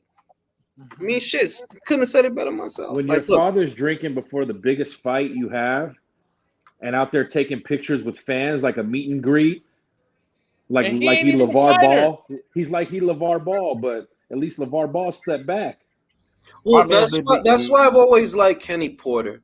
Kenny Porter let the shine be on his son. If they ask him something, he'll give you an answer. But I never got the sense, and I never got the energy from Kenny that I saw from Angel, that I saw from Lopez Sr. It's like, yo, dog, you not the fighter. Let's get it right. You need to understand that people are not actually here to see you. They're not actually here to hear you, but you act like they are. And they kind of give it away that you're living vicariously through your son. You need to calm down. I'll give George Kambosos' father this. He was just a proud dad when his son did what he did. And at no point after that did you see that he was trying to be the Diddy of the shit, that he's in every IFL TV interview after that. He's all over Seconds Out, or he's all over. No. He said his piece about his son. You could see he was beaming with pride, and he went about his business, That's a proud dad. Whereas, once Angel opened his mouth, it never fucking closed. Once Senior opened his mouth, it never fucking. It's like, bro, like. Jules, you just said it like how he's living vicariously through his son, because like what illustrates this point, y'all remember that photo that's floating around with what's his name, David McWater and Tio and his dad. Yeah. Like, who's the only one that's smiling like a little like kid in the photo? Shit. Yeah, I mean, yeah, like exactly, like you know what I mean. I remember something from one of the Sean Porter's promos when Sean Porter tells to the guys that exactly. Ow! Tells to the guys that were interviewing him that he was having some success as an amateur, but when was the time to get pro, Kenny told to Sean, okay, you can stay here, but if you want to do this in the right way, you have to move to Florida with me and train there. It's your decision. Sean Porter said very clearly. His father wasn't pushing to make him be a pro, but he took the decision, and for me that talks a lot about Kenny Porter's character with his son. Hey, the next fight's coming to the ring. Yeah, Palikte. It's going to be Palikte and Maloney. I think this is going to be an action fight. Might go the distance. Palikte, well, it might not actually, because Palikte, after losing to Kazuto Ioka at Superfly, he moved up to Bantam. He lost the decision right after the Ioka fight. I forget the guy's name. He's won, I think, 2 or 3 fights since then, but you know against what kind of guys, you know? It's not world-class guys he's been fighting at Bantam. He's fighting rickshaw drivers. And, you know... Bro, they dragged this one out, bro. It's been like 40 minutes at least. Yeah, man. I mean, I hope that it ends quickly because I'm trying to get to it. Hey, fucking Jules, ass they hurts sitting in the wanted chair. the rickshaw fare, man. What do you expect? Right? You Now, shit. now, Jules, do you expect a unification with Fulton after this fight or no? No, I mean, look, they can say whatever because, and I try not to blame Stefan for the shit because I know it's actually bigger than him. His people have to be the ones that try to pursue the Akhmadaliev fight. I think Akhmadaliev is fighting Ronnie Rios, is mandatory with the WBA, and it's like Stefan's been saying that for a long time. You know, like people don't really realize that he's been saying that for a long time. But in the time that you've been saying that, what has actually been done to do the MJ fight? Because you're fighting a mandatory. You could circumvent the mandatory with a what? A unification match. Did anybody on your side, did they try to get in contact with MJ? You know what I mean? Because if they didn't, then let's just cut the crap. Let's cut the crap. He's over there at Matchroom. Are you going to go to him or are you going to try to get him to come to you? Either one works for me. You know, if you want to get him to come to you, cool. Make him an offer. At least give him something to reject. You know, get the conversation going. But I'm not holding my breath for that fight to happen. Randy says mothers and wifeys to be beefing. I seen it too much. Incredible stuff. Can't explain it. Yeah, man, it happens. Don't trust these hoes out here, man. Can't be trusting these whores. Trusting these whores. These hoes ain't loyal, man. That's all I gotta know. Hoes ain't loyal. No, they ain't. Eddie Hearn was singing a song. Who knew that Eddie Hearn has such a great singing voice, bro? Yo, Oh, Leonard, God, he has the voice of an angel. this Wow. guy. You see Leonard doing his road work already? Bro, Leonard about the action, bro. I told you guys about the nose thing, right? Go ahead. I didn't tell you about the nose. How his nose looks like the Dodge symbol. It's literally shaped this. I can't unsee it now. It's literally the same thing. Well, if I know one thing about Dodgers is that they're fucking gas guzzlers, bro. It's just gas guzzlers. Bro, you see them? Yo, he can probably go like 15 rounds with them nostrils. No cap.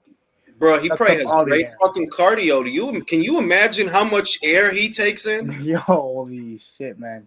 You know, I did say that his nose is shaped like a, you know, the Shaped like a roasters cock and from balls, Chrysler. bro. It's shaped like a cock and some balls. Nah, it's a Chrysler roaster. Oh shit, man. But yeah, yo, they're not gonna fight, bro. I don't think MJ. Honestly, I see Stephen Fulton at some point in the near future, beyond this fight, if he wins. I could see him going to featherweight, maybe taking on Gary Russell. Yo, whenever you want a unification in this like sport of boxing, and you see the other guys on the PBC side, you know you're not gonna get it, bro. Yeah, you're not Exactly. gonna get it. They're the cancer, the literal cancer of boxing is PBC. I mean, you Number took one. the words out of my. It's not, and it's not that they don't do their own unifications. They do, because we did get the undisputed champion at junior middleweight. We're supposed to be getting Terrence Crawford versus Errol Spence Jr. So it's not that it never happens. It's just that in a situation like this one, we know, we know. I don't even get excited no more. I know as long as it's them. If it's Matchroom and Top Rank, they'll usually work something out. As long as Bob's not being like too much of an old man. Golden Boys are all right sometimes. Sometimes they be wilding though. They be like, I mean, they was wilding with that Munguia shit. Like, Munguia, yo, that they would've pulled been him good. out of that so he could fight this fucking guy. Like, come on, B. yeah, that's when they try to be like PBC, and I hate that. Got Ashton Palicte with his choppy fade. But Doesn't have a good barber. Jason Maloney Baloney. with a Jason Baloney has a better fade. It's not the greatest, I'll be honest, but it's better than Ashton. It's better than what Ashton's got going on. He's got like 2 haircuts. I feel like Bob is really trying to push the Maloney brothers quite a bit. I mean, it just felt like just shoved right down your throat. But they're not good though. I mean, Jason's not that good. You're trying to make him into the Charlos or something. Ain't he though? I mean, come on now. I mean, it's Wish.com, Charlos, at best. Oh, actually, let's talk about this. Who does Mel beat at 160? That's a good question because 160 is not teaming with talent, if we're being honest. It's Yanni Beck, and that's it. He can't be Yanni. I think Yanni Beck beats him personally. He could honestly. No, I he could see definitely that. I could see that. That guy's spiteful. He's got a strong corner. He's a southpaw. His punches are more fluid now. So I could see that. I don't want to say any. I don't want to make any bold proclamations, but that's not a far-fetched prediction. But you know how many wins that Napoleon got out of spite and being bitter? I mean, there's a lot of wins behind spite. That is Jules, is that Murata that did good against Golovkin those first 5-6 rounds? How does he do against Jermel at 60? I think he gets stopped. He got hit a lot. He got hit with some of those shots that he took, right? Being honest, I feel like they took years off him. Golovkin punished him, bro. He hit him a lot. And Murata was already coming off a lengthy stint of inactivity to be getting hit like that. Golovkin hits you hard enough that he could change you. And I think he changed Murata. I think Murata moving forward, he's a guy that probably gets stopped. Maybe not the next fight, but the one after that. As soon as he fights a solid guy, he got hit with some hard shots. Yo, I watched Suriel Matias, couple of his fights. He's great. Like, he's an animal. He's fun to watch and everything. But you don't feel like Regis can get to him? Because he doesn't move his head whatsoever. No, I do think Regis could get to him. I think it's a dangerous fight for the both of them, but underneath it all, I feel like Regis has more than just power. Like he has more than just power. He has power, but he's a southpaw. That's one. He's slick. He's a good counter puncher. That's two. I know he's durable. He went the distance with Josh Taylor. Didn't even get fucking dropped. And it was a fight where they both got hit. You see the fucking what do they call that shit, man? The hematoma he put on Josh Taylor? Yeah. I don't want to go back in time here, but just so I understand, I did hear correctly. Did you say that he fought a lot of rickshaw drivers? I just want to make sure. Okay. Rickshaw drivers. Okay, I just want to make sure I heard that correctly. Okay, thank you. It's the Asian equivalent of cab drivers in like. No, I know what it means. I just was trying to let it process. I wanted to understand if I had it on my bingo card, I don't think it would have hit though for me. Well, because they don't necessarily have Ubers in every part of Asia. They don't necessarily have cabs, but they do have in many parts rickshaw drivers. So you're saying literally that's how they get their road work? That's how they get their road work. Literally, that's the road work. But that's Julius, exactly how they can a rickshaw drive for, or transport for Lyft or Uber? Stickers on the side of the little basket, They put the sticker on the side of their head. Like, you called an Uber? Oh shit, man. That would be funny as hell, man. If anybody asks why I continue to listen and do this, that right there, that's what I go to. I'd play that clip right there. That's the reason why. Right there alone. Well, I mean, honestly, you gotta be creative these days. There's a lot of ways of getting money, and one of them is rickshaw drivers. There's money in that. Not around here, but some parts of Asia, Thailand.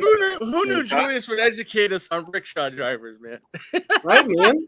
Fucking rickshaw drivers, man. Marvel Stadium. Who knew that Marvel owned a stadium at the southernmost point of not really the planet, but of civilization? Let's say that. I didn't. That's for sure. I didn't fucking know till this fight was announced, man. Did you say him? Did Marvel start in Australia or something?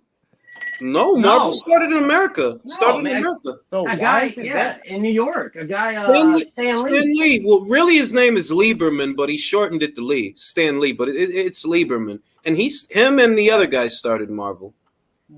The other guy. What's his name? Dilko. Steve Dilko.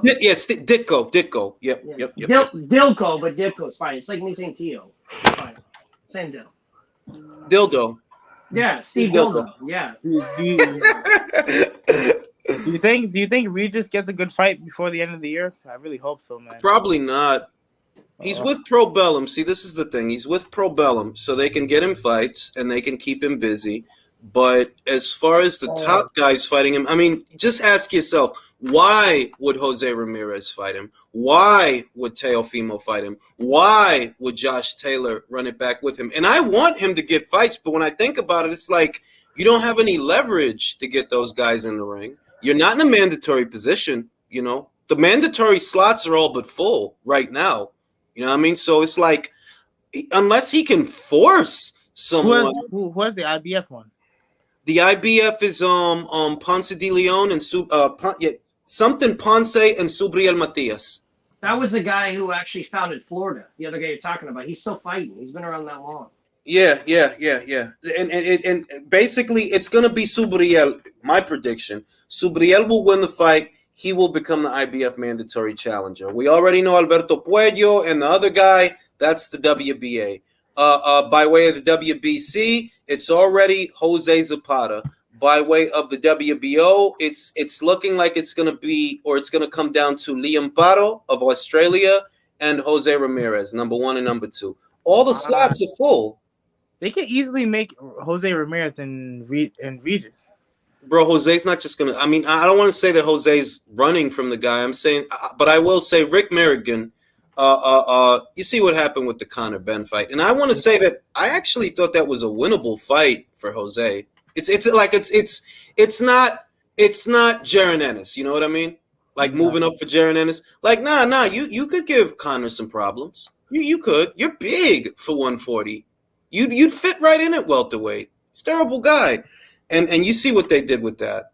They didn't want to just go up there and do that. They're not just gonna fight Regis Prograis. Come on. Why would he sign him with Pro Bellum when all the 140s at top? Well, who the fuck else was trying to sign him? He went to the PBC. They didn't. He went to the PBC looking for the Browne fight, and Browne let it be known he's not taking that fight.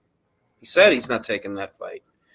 So you're not gonna get the Browne fight. You're not gonna get a Spence fight. You're not gonna get that. You're not gonna get the fights that you would want if you were a PBC fighter, in a nutshell. So he got away from there. I don't know why he didn't go to Matchroom, though. Even if he did, what in the flying fuck would Matchroom have been able to do for him? What? He just went to Top Rank. Should have went to Top Rank. Top Rank has a hold on 140. They have the fighters. They have the fights. And that's where he should have went. I guess he's trying to get paid, too, at the same time. He's not a young guy either. He's like 34. Yeah. Julius, I got a question for you whenever you're done with the topic. No, go ahead. So my question is this, and I've been thinking about this today. So obviously Terrence Crawford cannot secure the fight for, let's just say, the last 4 years with Mr. Spence. How were they able to, allegedly, and I say this in quotations, able to almost have this done? How is him leaving Top Rank? How is the concessions that he's willing to, I assume, have to give up on some level? How do you think that fight got done or close to near done so quickly? Well, here's the thing. That fight was never a fight that's going to sell 1.5 or 1.6 million pay-per-view buys, right? So they didn't want Top Rank to be involved because if they are involved, the fight's not big enough to where we can make money off of a joint promotion. It would need to be the size of Mayweather versus Pacquiao for everybody to make money off a joint promotion. That's a part of why they didn't want to do it. That's a part of it, that there's just not enough money in this pot for everyone to make money. So with Top Rank being out of the picture, you have to look at what's going on now. All of a sudden, right, Fox is putting on fights. What if Fox is doing this? Then I could see how the money comes into it. I could see who foots the bill, what makes the fight possible, and where there could be a profit margin. Remember, and I'm just hypothesizing, I don't know that Fox is involved, but let's just say that they are. They can promote that fight better than Showtime, to more people than Showtime. Showtime has 30-something million subscribers, 30-something million. Fox is more accessible to that many more millions of people, you know? So advertising the fight will be easier. Fox is a bigger budget. Fox has a bigger, you know, they got more money to play. So that's if Fox is involved. Now, let's say Fox is not involved, right? Let's just say, okay, it's Showtime and it's just Showtime.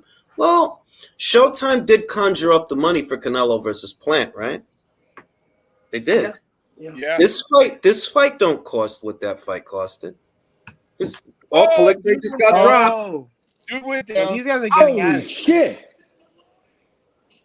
Yeah. My man Jose in the building.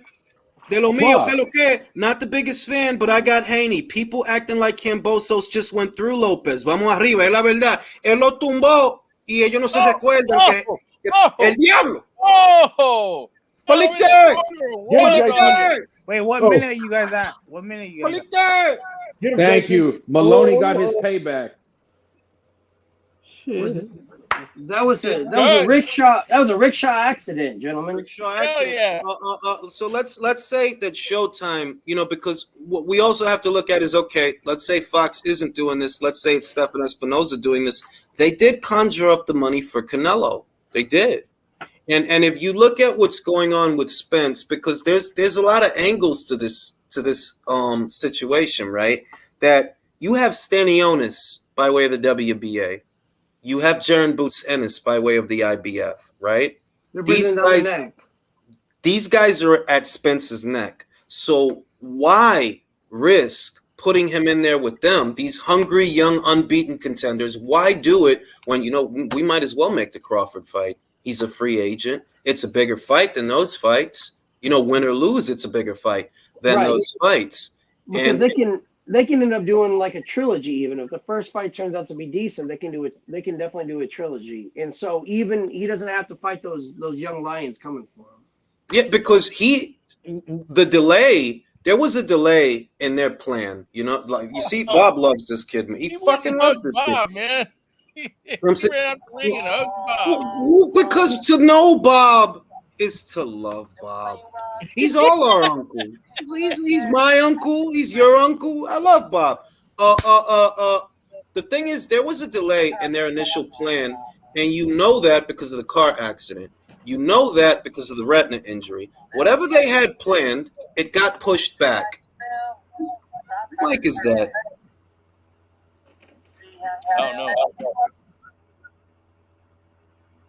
All right. Whatever plan they had, you know it got pushed back because That's what happened to Junior Fire. The way Junior fell. Oh, he just went like Mike limp, man. It's like his whole body just disconnected. whose mic is that? It's not I'm mine. playing a video. Who? Alexis was I think Maloney's getting served up, and then he's like, okay, maybe not. Y'all gotta understand with Julius. Julius does not play with that mic. There are no games with that mic. Do you know how much that shit boils my fucking blood? I keep a lid on it, but inside I'm screaming. It's an OCD thing I have. I don't have OCD, but it fucking drives me nuts. No, it's definitely annoying. I understand. It's fucking annoying. Like, situate yourself before you decide to come on live. Otherwise, why are you live?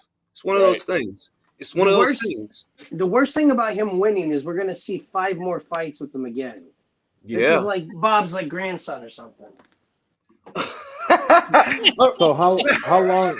So can we assume it's going to be another hour before we see? No. What delayed everything is that fucking Fa got knocked out in a round, bro. Nobody was expecting that. Yeah, they They expect had that to fight delay right now. it. The reason they had to delay it was because all the people hadn't arrived yet. If they would have just proceeded like, oh shit, fuck it, on to the next fight, the people in the arena wouldn't have been there yet for the main event. Right. They had to wait. They had to See, drag it now out. it's full. Now it's full. Will anybody arrive sober? That's the most important question. No, it's Australia, bro. Hey, that's a nice I know, right? sized crowd though, Jules. Look Fucking- at Peter Khan. Look at Peter Khan, the man that Bro, he swindled wears two- that fucking coat and those fucking kids everywhere. Every picture of Peter Khan, he's got those fucking He got the kids Jordans on and one. that fucking coat. He looks like a mob hitman. He looks like Likely the is. soccer mom. Hey, he did Get him, swindle Triller out that Stevie. money though, huh, Jules? Nah, I fuck with Peter though. Real shit. I fuck with Peter Khan. I fuck with He Peter got his Khan. man paid, took that Triller money, and like we out. He got the fuck. As soon as I seen he got the fuck out of Dodge at Triller, I'm like, yo, this is a smart dude. This is a smart dude. But back to the plan, right? Look, it's obvious that they had a plan for Spence. That plan got delayed. Why did it get delayed? Because of the car accident. Because he's Why- thirsty. Because he's fucking alcoholic. Right? And then it got delayed again last year because of the retina thing. I don't think it was their plan to make the Crawford fight. Initially, I don't think that was their plan. I don't. They had to alter their plan because now you've had these belts for this amount of time, and now you have mandatories piling up. And you know, do you want to run risks with these guys for this money? No. For that, you might as well make the Crawford fight. Because That. if he wins the fight or loses the fight, I mean, if he ends up doing a trilogy, we all know at worst it's retirement. At worst, if he makes say 30, 35, 40 million dollars, then at least he's losing and he's getting paid though. Wow. George doesn't even have his fucking gloves Marvel on, bro. Stadium, man, that's a trip. Let me read the super chat. Jose says a weight drained, mentally disturbed, poorly coached Lopez still gave ready for war Kambosos the fight of his life, which is true. Kambosos took that fight, but didn't dominate. That's a fair point. With all due Kambosos- respect, with all Kambosos- due respect, Yeah. though, Leo's a really good fighter. Or Tio's a really good fighter. I can't say Lopez. Look, is I a like great fighter. I like Tio. No, he actually because- is. He actually is. I like Tio. He reminds me of me when I was young. I used to get my haircuts just like that. You know what I mean? Same haircut and everything. Because of the haircut? Got nice haircuts, man. No, he kind of like I kind of look like that. No. If I show you a picture of a very young me, right? You're like, yeah, kid, yo, you look like Teofimo. Yeah, you know what I mean? Like, yeah, I feel bad for that kid. He's hurting, man. I want him to succeed, but Look at the state of boxing, man. Everybody poses with a fucking belt. This guy doesn't have a belt, and he's posing with a belt. Two belts. All right, but let me say this for the people that don't know. The fight that Jason just won was a WBO final eliminator, and he is now the mandatory challenger for Paul Butler. Y'all know Paul Butler. He was supposed to fight Casemiro, but Casemiro screwed the pooch, and the belt went from Casemiro to Paul Butler. So now Jason is his mandatory challenger, and Paul has to make a choice now. I look at this as good news because if I'm Paul Butler and I'm in my mid-30s, I shoot for the winner of Inoue versus Donaire immediately. I don't want to give Jason a chance to take my belt before I can cash it out with the winner of that fight. So we get undisputed. I got a question for you. You're talking about Tio's haircut, right? And how you look similar. Yeah. Did you also have the very barely grown in, thin, I'm 13, I just went through puberty mustache in your 6th grade? No, I've always been. I think it's important to note I was born with pubic hair, like a full-on bush. But you can understand what I'm talking about. I'm talking about the barely thin. I gotta let the ladies know during the 7th grade. I never in my life wore my mustache that way. Never. Okay. It always had some depth, some Well, wait a width. minute. I never Julius- wore it that way. Julius is an alien, so he may not have been born. He might have been created. That's you know Well, what? I didn't that's think true. about that. I didn't want to scare you guys. That's true. but I apologize. I apologize for the question, gentlemen. I didn't want to make anybody uncomfortable. It's a very taboo subject on your planet, but you know we can't just let people we can't just let people be born on Krypton. We decide what their path in life is before they're even born. So I they thought you were from Capricornia. Krypton and Capricornia is the same planet, just different dialects. You know. Okay, got you. The Greeks call it Capricornia, but the Mesopotamians call it Krypton. I'm embarrassed to ask the question. I'm sorry about that. What were you saying, Billy? I said I'm just embarrassed to ask the question because, right, I mean, him being an alien, I shouldn't have assumed any of that kind of stuff. So that was just a really poorly worded question. Gentlemen, panel, I apologize. It wasn't fair, but because you're human, I understood. But it wasn't fair. and no, I've never, ever in the history of my time on this fucking planet, I've never worn my mustache that way. I don't even see the point in having a mustache if you're going to trim it that much. Then what's the fucking point? Are you trying to look like you drew it on? Well, I was speaking more so, when they're, emerging into puberty and they just got a little bit. But I think more so they're just trying to let the ladies know that, hey, I'm open. I'm here. I got something going on. I got a learner permit. That's the learner's that is the learner's permit of mustaches, is what that is. That whoever that physical therapist lady is, seen that? Mm-hmm. Yep. Saw it real good. Yep. Saw it real good. It's good. It's very good. Devin needs to see her afterwards. Mark Kriegel. Danny looks good. Danny looks good so far. Oh shit! Wait a minute. Fucking shit! I'm fucking fight. Roman looks good right now. Haney, that hasn't even fucking changed yet, bro. Oh my god, no, we're gonna wait forever. All right, so let me see now. Now we got Steven, we got whatchamacallit. Roman's applying pressure. I can see that. He's applying pressure, trying to force Fulton to fight. Fulton's boxing and moving. Most people forgot that Fulton can box. He boxed in the Kagai fight. Wait, that started yet? That started? That fucking already started, bro. What the fuck? Fulton also has a rat tail. He has a trailer park rat tail. That's probably the most important thing about the whole entire fight at this point in time. I mean, I think it's what determines the fight, as far as I'm concerned. Yeah, for real. It'll boost the energy. Danny doesn't look half bad, but it's only the first round. Can't make any bold proclamations. He usually gets better as the fight goes on, which is funny though. At least he's coming to win. Which is the most you can ask him to do. Unlike Junior Fa. Bro, I can't. I can't. I can't. Fucking can't.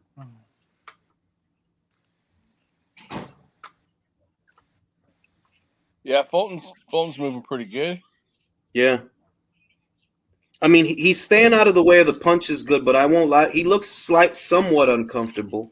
He always looks uncomfortable being backed up, man. I don't know. I really want to see a rematch with him and Brandon Figueroa, man. Exactly. So do I. 126. Does he have a mini ponytail going on? No, that's sir. With all due respect, that's a rat tail. Let's just be very specific. Exactly. Okay. It's pissing me off. I grew up in a literacy. Okay. I grew up in a trailer park in Tulsa, Oklahoma. You know a rat tail when you see a rat tail. That, sir, is a very good rat tail. Fucking shit. Fulton looks uncomfortable, man.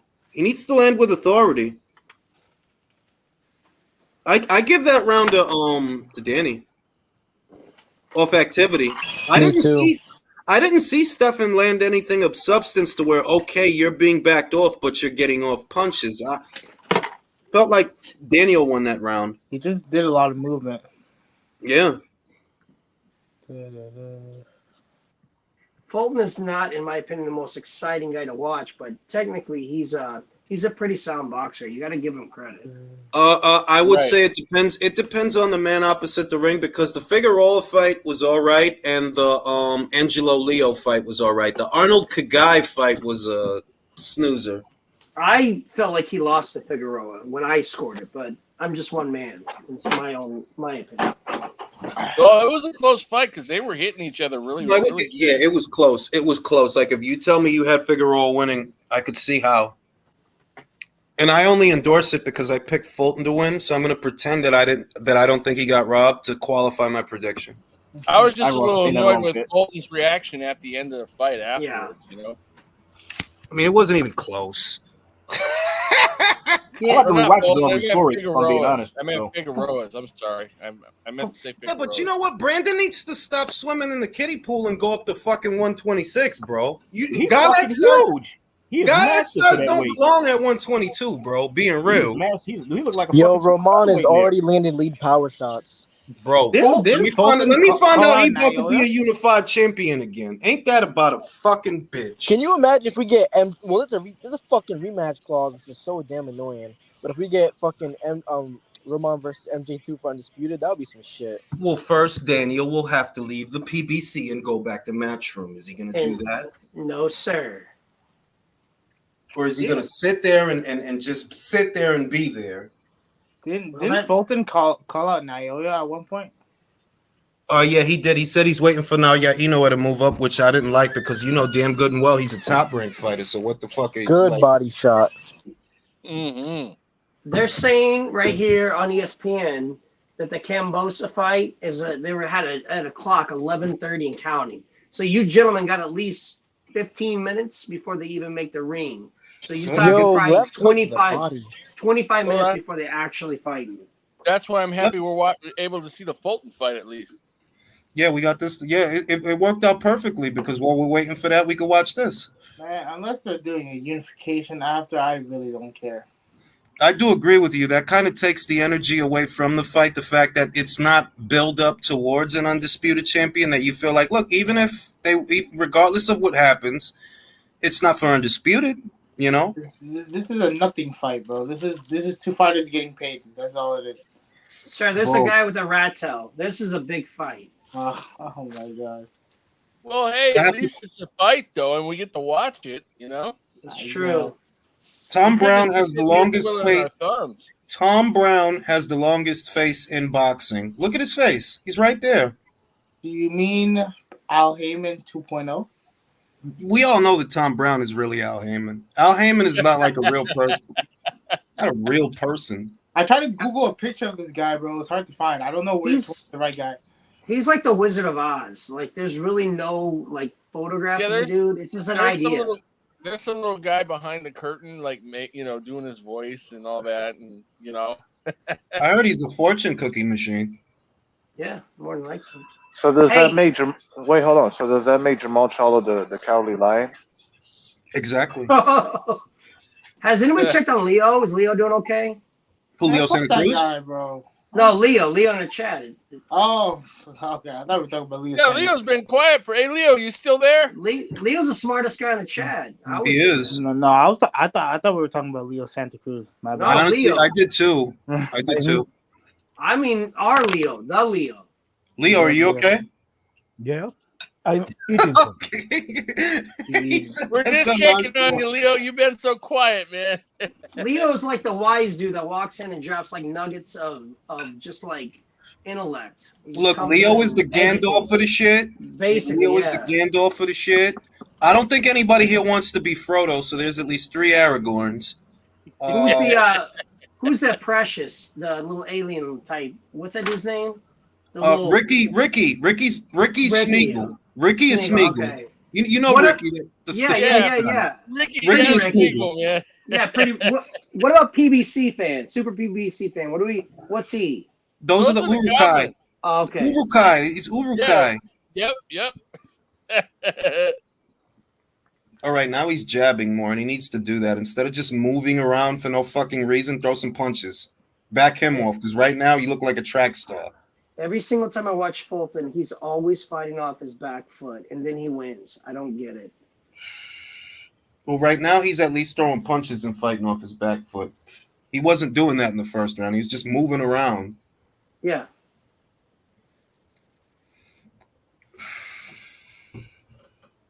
Oh, I'm falling asleep up in this bitch. He's like a Walmart version of Floyd.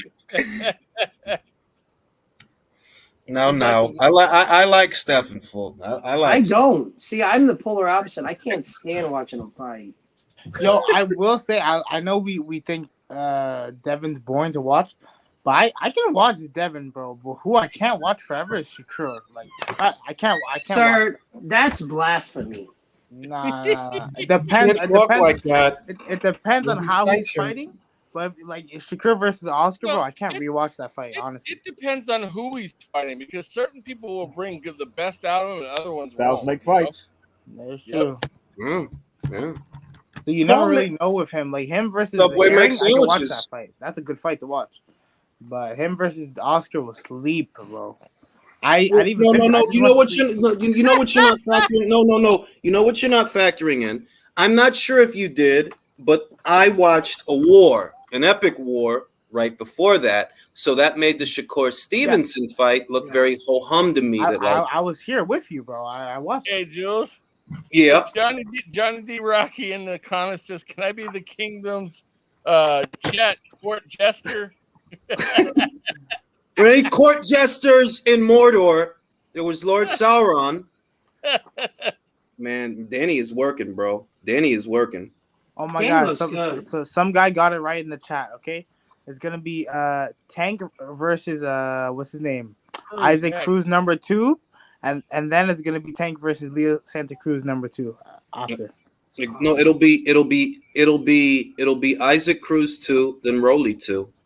Oh, you're right. What am I saying? Then Poor get Rolly, both too. man. Then both too. And then it'll be Leo Santa Cruz #2.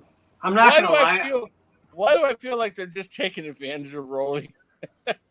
Well, I mean, No, they're Rolly's taking not the advantage sharp- he's of not the sharpest tool in dumbass the shed. casuals. That's what they're taking advantage of. I like watching Isaac Cruz. I mean, do I need to? I mean, is it safe to say that out loud? I like watching. I don't mind Isaac. He's a pressure fighter, and I love Yeah. pressure I want to fighters. see Isaac fight Ryan. I want to Matter see.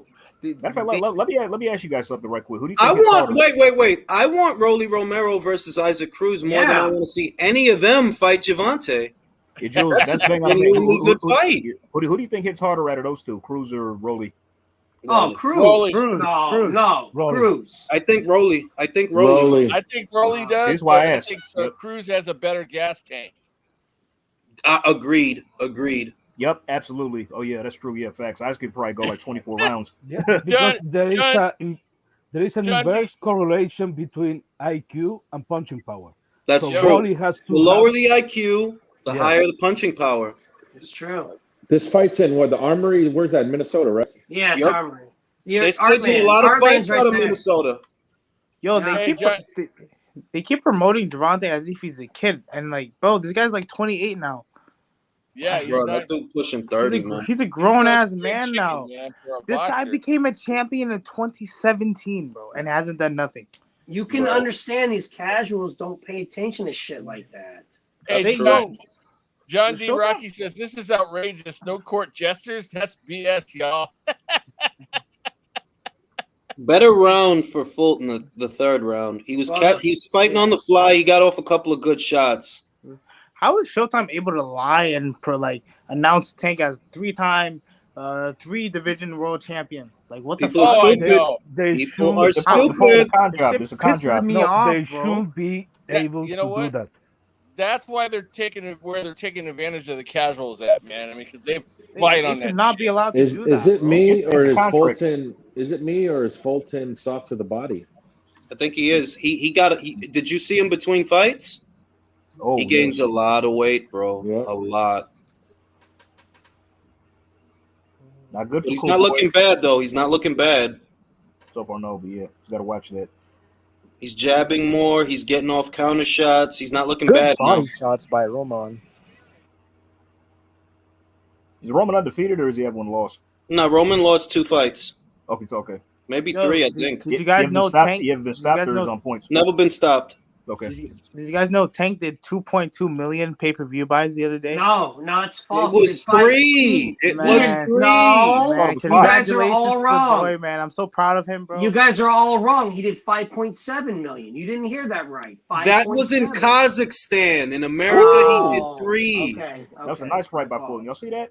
Yeah. Mhm. He's countering very well. There we go. He found his groove. Gotta do his rhythm. Globally, I think he did like 15 or something. I don't know. Well, Kazakhstan alone 5.7. In Canada, He's huge in Canada. 8 Bro, he's like Julio Iglesias in Canada. Yeah. He Dude, can't walk I'm down in the Canada, street. bro. I'm in Canada, bro. Everybody talks about him, bro. Even people that Mhm. don't watch boxing. My pastor right. talks about him in Canada. Yeah, he's that big. They love him. Maple syrup and Tank Davis. On He's God. like Wayne Newton out there, man. He can't walk down the street. Wayne Newton. Well, sir, when you're a three division champion, then of Yeah, course you're a big deal. wait. With Woo! what? Good ass right hand. Three Willy Wonka titles? Yeah, 3 Oh, yeah, that got his Yeah. attention. That got his attention. Bro, that one. Woo! His head snapping back. His equilibrium is off. Let's Come on, get cool this boy, shit show 'em moving. you Let's for get Philly. this Wait, shit. Let's are- get are this you- shit Philly, moving. Steven. Show him Is you anybody Philly. here? Motherfucking Is shit. anybody here legally using a stream? Like legally? I don't know. What are you talking about, sir? What are you talking I don't even about? know that word. I'm asking a question, bro. What is that thing you're talking about? I don't even know what the Stream? word stream means. I speak English. Yeah, we don't know The only anything about stream that. I know is when I go take a piss, bro. Exactly. Ooh, good body, good finish to the round from Roman, but not enough to steal it. That was a strong round for Stefan Fulton. Strong round. He got off a big right hand in that round. Look at that, playing it back. Bang! Right in the kisser. Good shit. Stefan Fulton of Philadelphia. Are these guys gonna make their way to the ring or what? Who knows? Great fight, though. Great fight so far. It's turning out to be a good fight between Fulton and Roman. It's a very good fight. I'm like 2 minutes behind on. I really couldn't find it anywhere in Canada, bro. They got to do better. You don't have to apologize to me for Trevor's. What's his name? Treve? Justin Trudeau? What's his name? Oh, Trudeau? Trudeau. Trudeau. You know, Trudeau failed us, bro. Let's just be honest. Failed I us. hear a lot of shit about Trudeau. I don't know what he does. He does a lot of bad shit, bro. To be honest with He kills kittens, bro. you. I can stand behind that. Bastard. Bastard. Roman's turning up the heat. Come on, Steve. You gonna let him get away with that? Come on, use that jab. Use that jab. Good left hook. Nice. Jeff Horn looks nice and plump. Good for him. Jeff looks like a fucking middleweight. Is he retired? Is he still fighting? No, he's retired, bro. After that, after losing to Tim Tszyu, he retired, bro. No.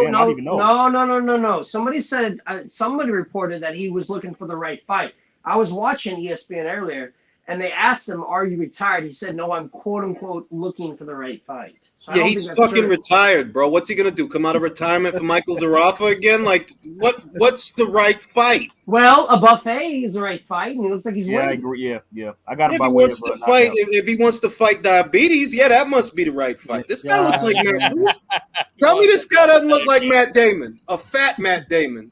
Look at the guy.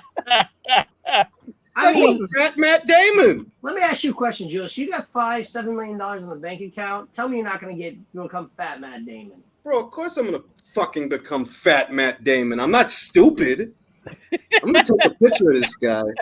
Speaking of fat Matt Damon, who's the guy singing the song right here? He's got Fat Matt Damon. He's fatter than me, but he's got a lot more hair than I do, though. Hey, let me know when they come out to the ring to fight, man. Come on, fat Matt Damon. This guy can't sing for shit. He sucks. All right, I'm gonna put him on the big screen. Hey, nobody say nothing. Well, you can say something, but I'm gonna put him on the big screen. Something. Can I just say I like that the ring girls in Australia are dressed classy, Jules. It leaves a lot to the imagination. Yeah, I agree. It's classy, I'm with you on that. and we're very classy people. Especially Capricorns. Capricorns like a certain civil decorum. That's right. Did you just claim this chat or this stream is classy? Yes, there's a certain level. I defy you to show me a classier stream than this one. And I'm gonna tell you, there's a certain civility here. And what stream? Look at the vocabulary used on this channel. Correct me if I'm wrong, Jules. Fat Matt Damon. The vocabulary used on this channel is elite PhD level. I got a question. They don't got hairbrushes in Australia? bro. That's a good looking man. Check that out. Look at all that lettuce he's got up there. Whoever did that dude's hair needs to have his ass whooped. The born diabetes. Fuck, I hate national anthems, bro. Hate national anthems. Oh shit. Can we have that on an intro for one of the relays for the MF and relay? What, Fat Matt Damon? Yeah, please. That would be fun. That's gonna get you. Yo, Villain, y'all know what the hairstyle is called? It's called Fuck It.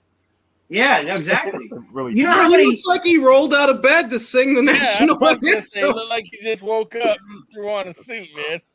You'll have 20% uptick if that's part of the relay right there. Right I mean, there. this is Fat Matt driving Damon. up my metrics right now. Yeah. We're like This guy woke up and came here straight away. You're gonna retire on Fat Matt Damon money. I guarantee And he looks like he's about to say like something smart, Alec, too. Look at the look on his face. They didn't sell out the arena though. That's a bit, man. That's a pet peeve of mine. People can't, man. His tie is hanging off his fucking shirt collar. It's a clip-on tie, Jay. Yeah, I don't still like clip on or no clip on. That's my pet peeve. Wear a fucking tie correctly. My dad put that shit in my brain, and I can't stop thinking about that shit. AJ's triggered. Yeah, Jay, bro. I can't stand when people like seriously. Seriously, I'll slap a bitch for fucking up Jay, the tie. Jay, with all due respect, the man ain't combing his hair. You think he's worried about his tie? I mean, that's a fair point. That's a fair point. You just got. I don't think he took a shower this morning, guys. Yo, he just woke up and went there. You guys got up like 2 hours ago. It is the afternoon in there, bro. You have to be like, you know. He lives across the street from the stadium, fellas. He woke up, put the clothes on, and walked over. Yo, this girl is hot as hell. That guy's trash. He can't sing, man. I don't know who hired him, but bro, that guy looks like Coogan Cassius, bro. I need this girl's number. That's all I know. You say Fat Matt Damon can't sing? Is that what you're saying? Yes, that's exactly what I'm saying. Okay. She can say she can get How it. long is this national anthem, bro? It's about to be like 7-8 minutes. Watch. They really got to get it out there. Oh shit! I forgot about the Fulton play. Yeah, I'm looking at it right now. We're in round 6. Fulton's on the move. Roman's looking to close the gap. He's not landing anything of substance, but ooh, good shit. Good shit, Stefan. So you got to catch him coming in. Time the counter. That's what Canadians St. Davis did. I seen Joseph Parquier there. Joseph Parquier is there? And is that Dame Lillard right there? Yes, Dame Lillard. He flew out yesterday. I saw Joseph to like console Junior Fa for losing. No, Joseph Parquier is there on orders of Daniel Kinahan to collect some money. Parker versus Browne, fellas. I got Browne by knockout. Okay. Damas y Caballeros. I missed that on HBO. Don't you guys? Damas y Caballeros. I miss HBO's Boxing After Dark. I love that show. Get him, Steven. But yeah, that's what's next, fellas. Parker's gonna ditch Joyce for Browne. Does Steven know how to fight coming forward or at all? No, I want him to lose because I don't want to see him again. I cannot stand watching that, fellas. Fight. Stop that. Come on now. That's a wise move on Parker's part because I think Joyce would knock him out. That's the same thing I think. Same thing. You're not going to keep that guy off. You're too polite for that guy. Joyce has killer instincts. He does. He may sound like he may be very soft spoken, but when he's in that ring, he's the juggernaut, bitch. He's got too many fucking eyelashes. But he can fight. Joe keeps coming and he can take hits. Oh my God, man! Stephen can I'm not the only person who's watching the entrance ring walk. They got like those plastic $5 chairs at Walmart you get, with ones that when you sit down like they bend. Well, this event was organized by a local church. Well, it has to be. I mean, legitimately, probably somebody paid like $250, the equivalent of $250 US, and they're sitting on a chair that you get for $3 at Walmart. Oh shit.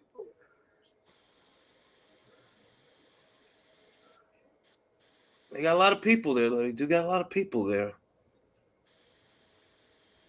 There's a lot of booze and there's a lot of kangaroos. They should let a couple of kangaroos just roam around, start fights with people in the audience. Have you ever seen a kangaroo like get up and square up? You don't want to mess around with a kangaroo. Real fucking shit, yo. They with the shit. Hey, He'll knock Jules, you I out. came up with a nickname for all of us, all your panel people, man. What's the nickname? We're hardcore Julianites and Ring IQ loyalists. Oh, come on. Your country, I'm Julius, that's Leo, and Eson. I'm just messing with you, man. Come on, Stefan, get on the front foot. Jesus. He doesn't know how to fight on the front foot. You know, He usually fights it's the other sleep. way around. You know, Figueroa made him fight in that fight. He did. I can't take it. I can't take it anymore. Fulton. Sure you can. You know, this is how Devin's gonna fight tonight, though. You know that, right? I'm aware of that, but at least the anger it builds inside me watching this. Tank could have took this fight, yo. Fucking Tank puss. ain't gonna take no fight, bro. I told y'all No, from the beginning. I honestly believe we shouldn't even talk about him. Like being real. Honestly, yeah, you're right. Don't even mention him in your videos anymore. I can't stand it. I was leaning toward the last time I brought him up in a segment, I was just thinking like, yo, he's not gonna fucking fight anybody. So it's like, what's the point? The only reason you should mention him is because you have a photograph of him in bubble wrap, and that might be one of the best things I've ever seen in my life. That's the only, that's the only reason I even bring him up, to use that sticker of him in bubble wrap. It's him and Jaime Munguia, the most protected boxers in easily in boxing. Those two, oh my god. Add Jamal to the list as well. Why? It's Australia. Why is this guy wearing a bubble jacket? Add who else on the list? What'd you say, Jay? Cold as shit out there. No, It's Australia. Why is that guy wearing a bubble jacket? It doesn't snow there. No. It is winter down there, though. As well. Jamal's just pussy. He's not protected. He's just pussy. That's it. He's both. Oh, yo, Jamal is the most pitiful excuse for a champion. He should not be allowed to have a belt. He got the Fulton a little bit there in the body, man. I seen that. Ooh, he's getting to him again. Good. Fulton ain't liking it to that body. Good. No more Fulton. Yo, when you're out of shape between fights, you know what I mean? I don't know why he lets himself get so big. I saw a picture of him between this fight and the last fight, the Figueroa. He looked huge, bro. It's that's fast food and booze. Every time he hits him in that was the a good body, left hand. Every That's time a good he hits left him in the hand. body, that rat tail stiffens up, man. That's true. I think that should be outlawed because there's some power he's getting from that rat tail. Nice shot. Come forward, Fulton bro. tagged him with a left. That He was won't. a nice shot. Just go forward, please. When's the last time Fulton got a knockout? He's only got 8 knockouts. When he was 12.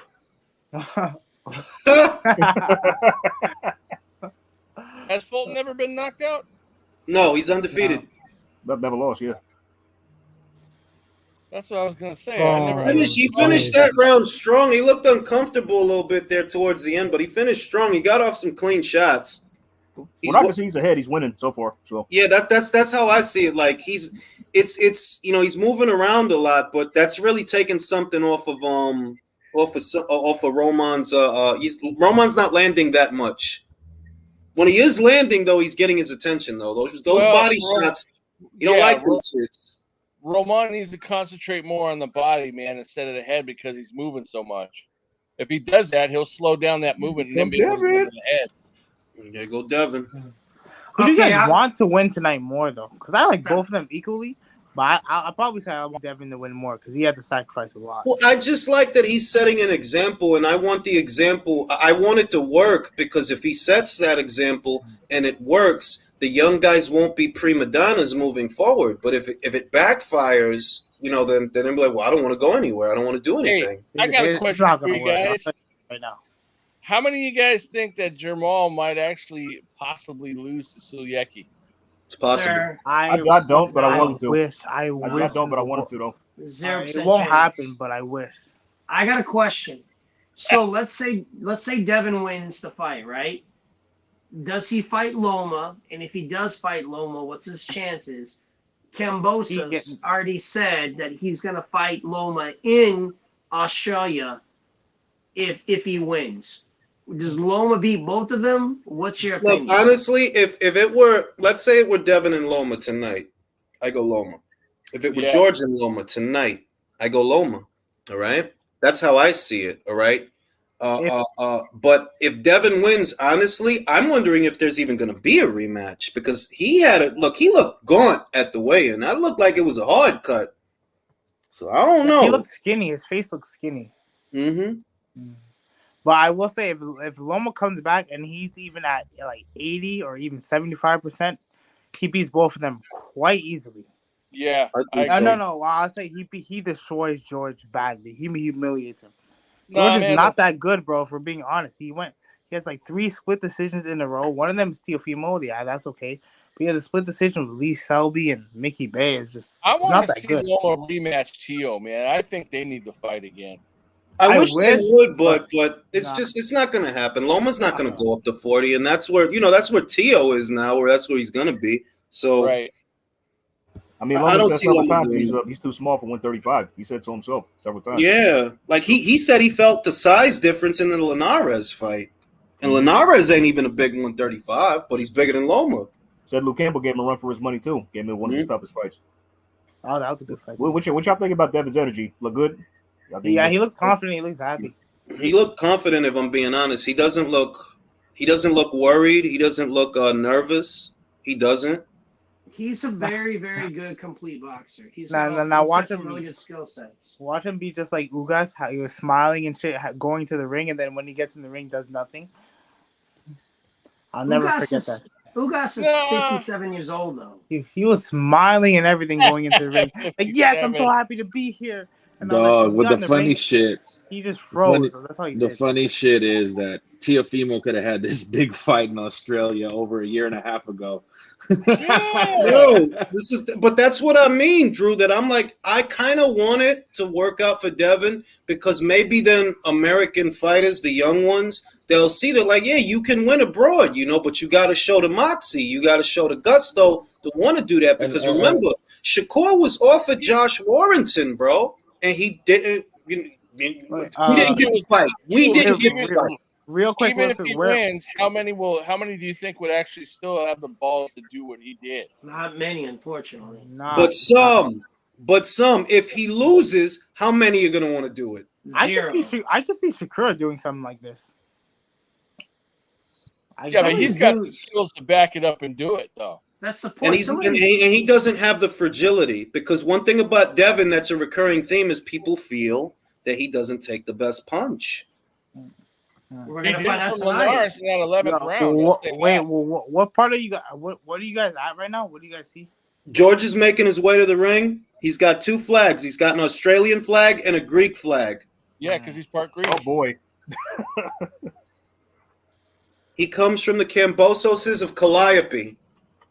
The roaring Kambososes of Calliope. Also, Greek women are hot. That's true. Oh, yeah, if you ever been to New York, you'll know that. Yeah. Used to live in New York. Fucking hot, man. Yeah, fucking hot. I swear, if Devin pulls a Joe Cordina, I swear. Bro, oh my God, that would be magnificent. That would be. Jules, but he got hit by Teofimo and he got up, so I don't know about that. Jules, how long you been married for? Because you said you got a couple kids, right? I don't give out personal information on the internet. Yeah, no, I forgot you told me. I'm sorry. He's been married for like 5 years or so. He told me that on the low.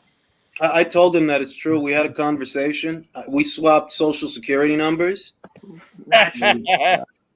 We braided each other's hair. It was great. We made s'mores. Well, that's just the cover for down here on Earth because on the yeah, because we don't even have social security numbers on Krypton. Like right, Krypton, you're from Krypton. It's the hassle. It's funny. Like if I ever met Rolly in real life, you know what I'd ask him? No. I say, I'm curious. No, I'd be like, hey, Rolly, I'm curious. Like, do you ever actually have a full blown out conversation with a woman before you give her your credit card number? Oh, that's fucked up. Oh shit. I like Devin's energy. I mean, Devin. I don't get the "I'm just happy to be here" from him. I get the "I know I can beat you" from him. That's the energy I'm getting. We might have a fucking fight here, fellas. Kambosos. We're gonna fuck you up. Gonna fuck you up, Kambosos.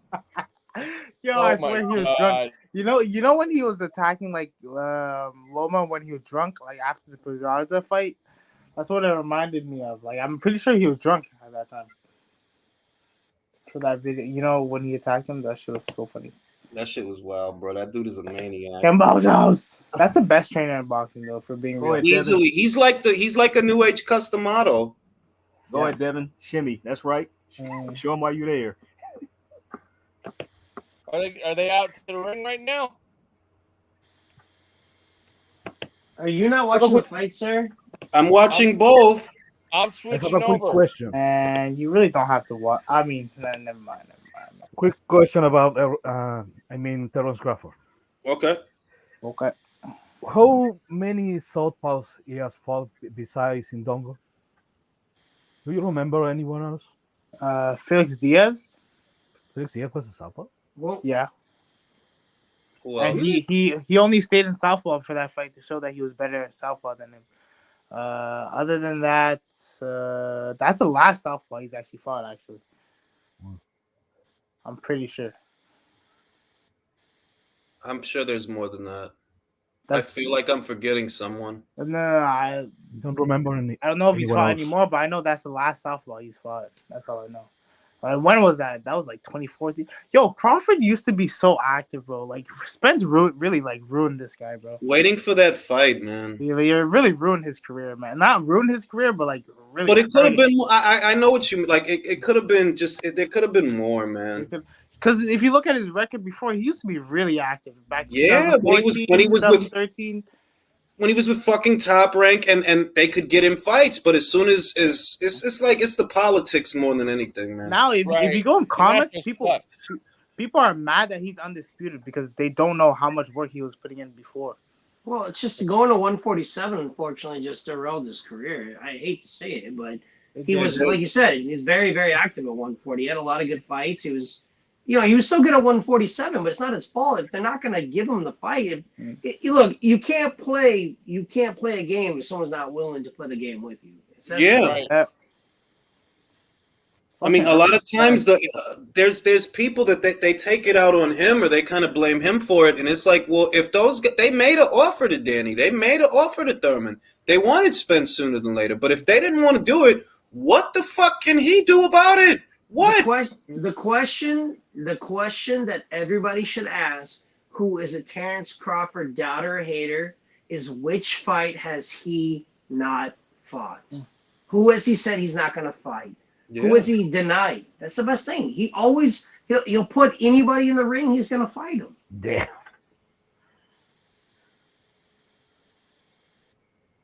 All right, I'm about to just stop looking at this Fulton fight for a second because now all of a sudden Earl has all of a sudden become a knockout puncher again because he knocked out Ugas. Before that, he beat it.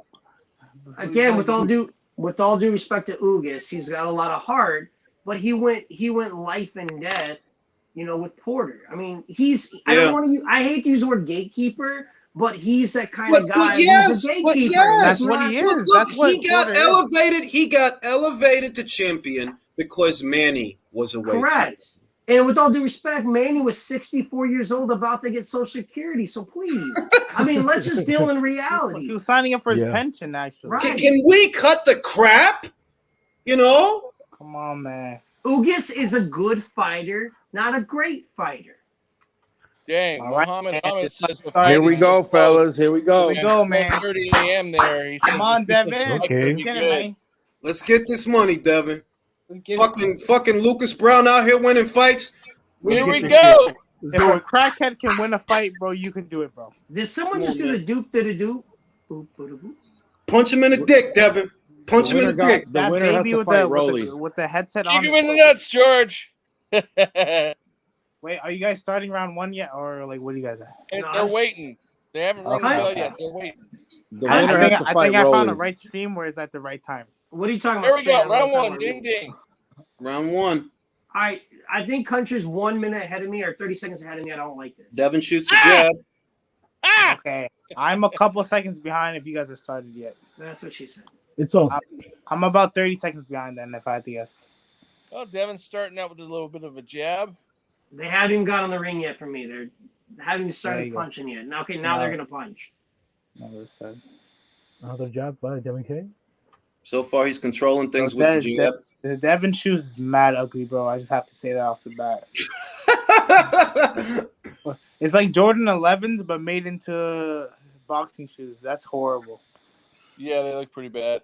So far, Devin's controlling the range. He's thrown 3 jabs, took a half step back when George tried for his jab. I think George is going to have trouble getting on the inside of Devin. And that's kind of what I thought, that like as long as he takes that half step back and gets right back on the jab. Oh, he got him with a left though.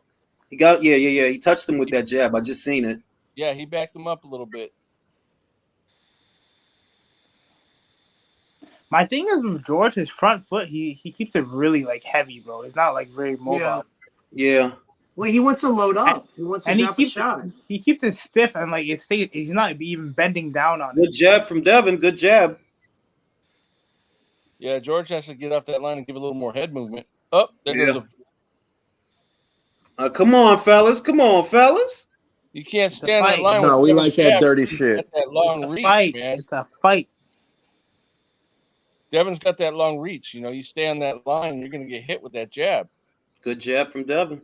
Well, Devin's been known to fight on the outside with that jab. He's established that in many Look, if you got length, you better fucking use it. You know? I hope Devin don't think that one jab and clinch is going to win him in Australia. No. Right. Devin should not be like wasting his energy bringing him to the ropes and shit too. A little bit of redness on George's face, just a little. Yeah, George is getting touched by those jabs. He's getting touched. George is looking for one shot. He's not throwing anything.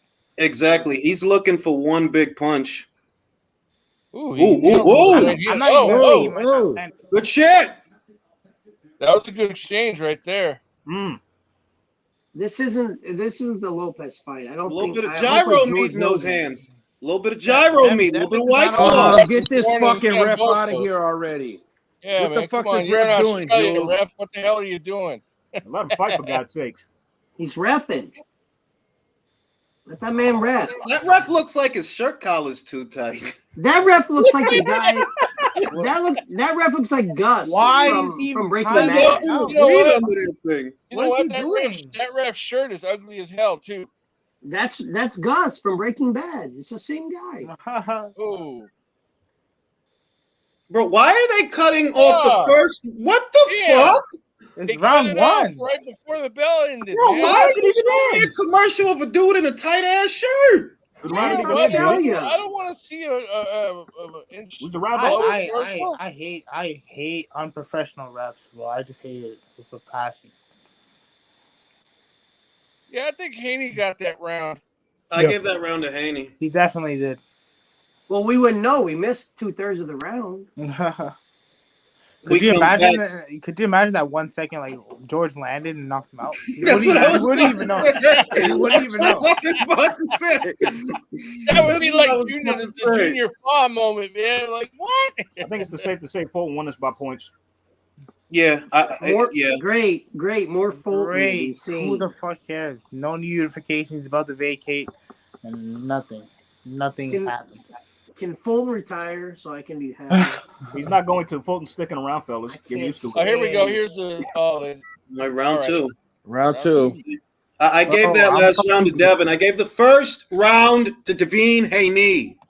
If you guys get a knockdown, don't tell me who, like, because I'm behind by like 30 seconds. Oh, I'm no, gonna stop call it, you stop and it. tell you if there's No. a knockdown. I'm literally gonna call you. Just you can react. Just don't say who got knocked out.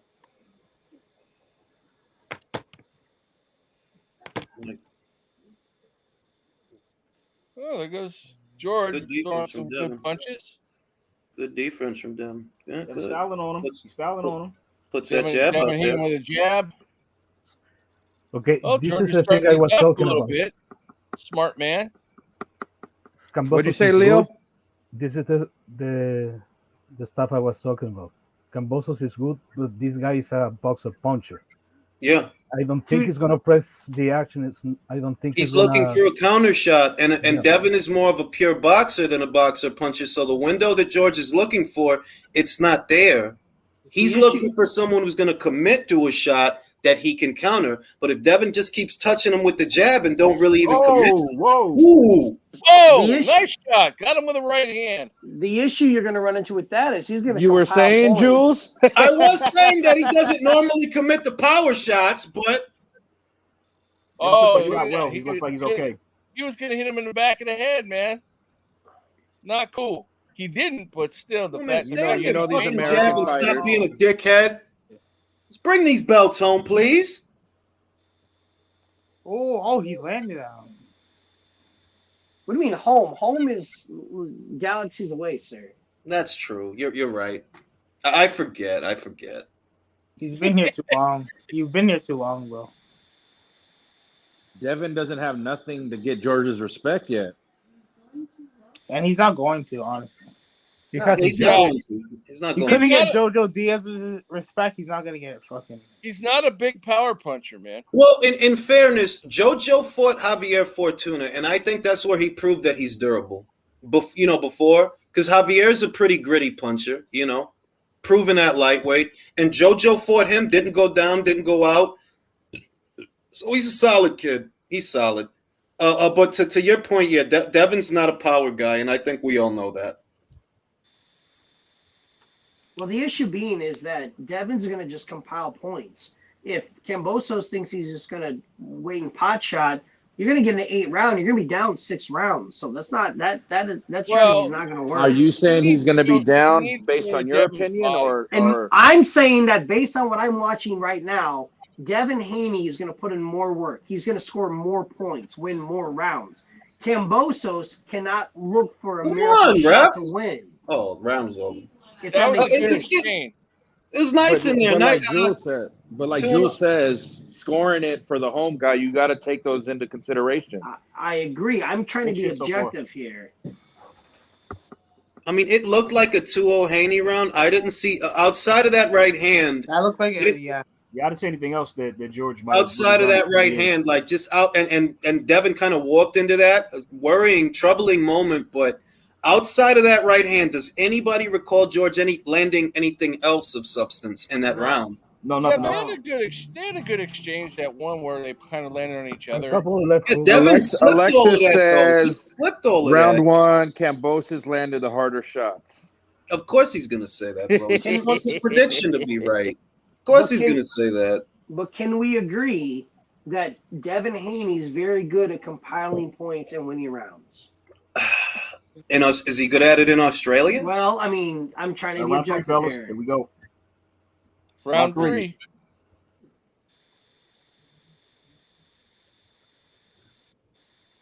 I'm still on commercial. Good jab. Yeah, that jab is there all night, man. Kambosos got to do something about that. That's my Good point. right hand. Nothing on Whoa. it, but he landed it. That's how you do it. 1-2-1. The 1-2-1. Body punching is a lost art.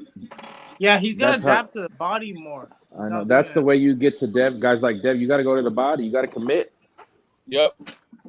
You definitely got to commit. Well, what George has to do because he's shorter is double up on the jab, and don't throw. It shouldn't be tense, but he needs to double up on the jab because what you're trying to do with that is get him to glove up, protect himself, so you can get close, hit him with the right, and George is really looking for a counter as opposed to trying to get in. He's looking for a counter. If he can land the counter, he could hurt Devin. I'm not even ruling that out. He could.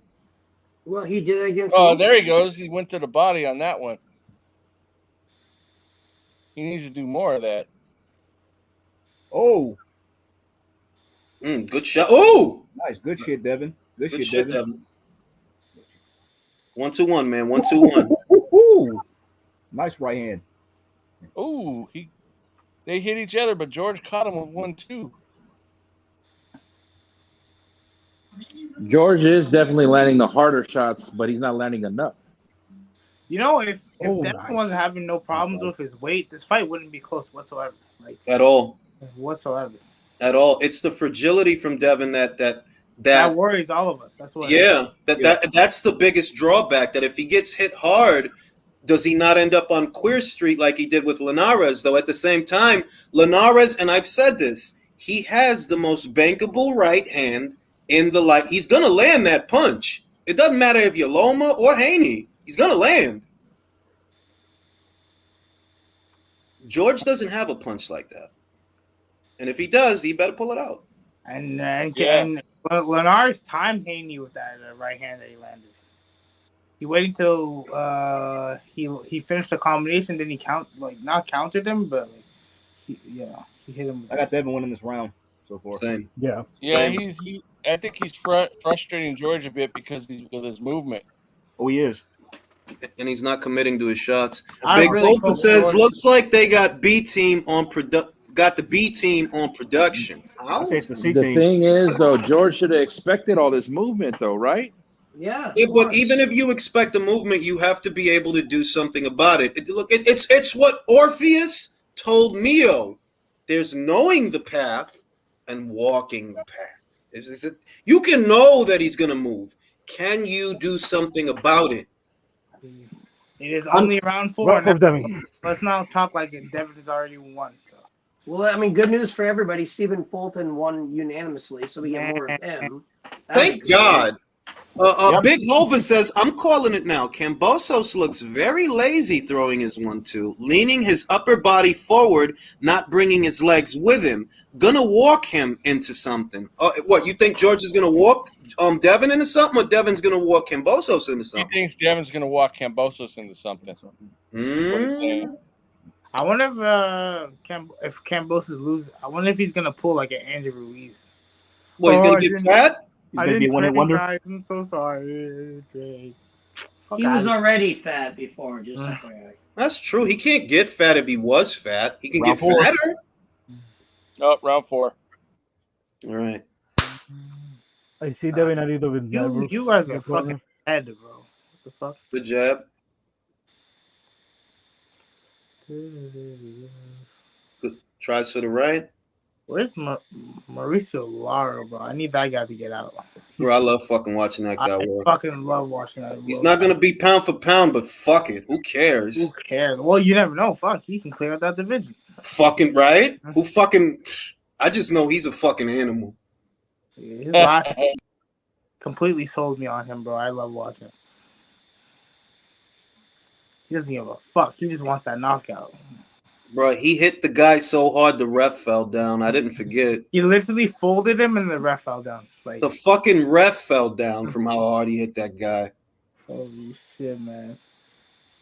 Fucking animal, bro. He's never gonna get that Warrington fight. Warrington ain't gonna touch that dude with a 10-foot pole. He Who we will talking not. about? Fucking Lara, Mauricio Oh, Lara. hell no. Fuck that. Fuck that. Larry's He's going to have to not make gonna himself fuck with that mandatory. guy, man. Larry's going to have to make himself mandatory to get a crack. So far, Devin's controlling the range with the jab. George is looking for safe entry. The length is bothering him and the half step back. Devin's made several attempts at George's body with the lead hand, and he's touching him there. There's not a lot of substance on the shots, but he's getting off. There's redness on the face of George. Yep. Good fade Hey, George has. It's a good, Hey, it's Jules a good bot fade. back. Oh, shit. The porn bot? Yeah. Naked Fun? Oh, Yep. Nice. YouTube has to do something about this shit, bro. Naked lady. Being naked is fun. It is. In fairness. When it's consensual, of course. Of course. If Devin can cruise, honestly, if he keeps doing this, he can cruise to a points win, man. All he has to do is the 1-2-1 and the half step back when George gets on his front foot. That's all he has to do. He doesn't have to. He doesn't have to try for anything. Oh, George got nailed with that one. Has George thrown a combination at all? No. He tried earlier for something, but all of that got slipped. Yeah. Like Devin rolled the shots, slipped the shots, and got under some of the shots. It's almost like Devin knows where it's gonna go. Yeah. He might have worked George out. Might have figured him out.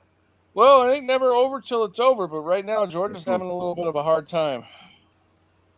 Nice right. It's a Heaven Daney round. Heaven Daney. You guys think if Devin moves to 140, he can get knockouts again?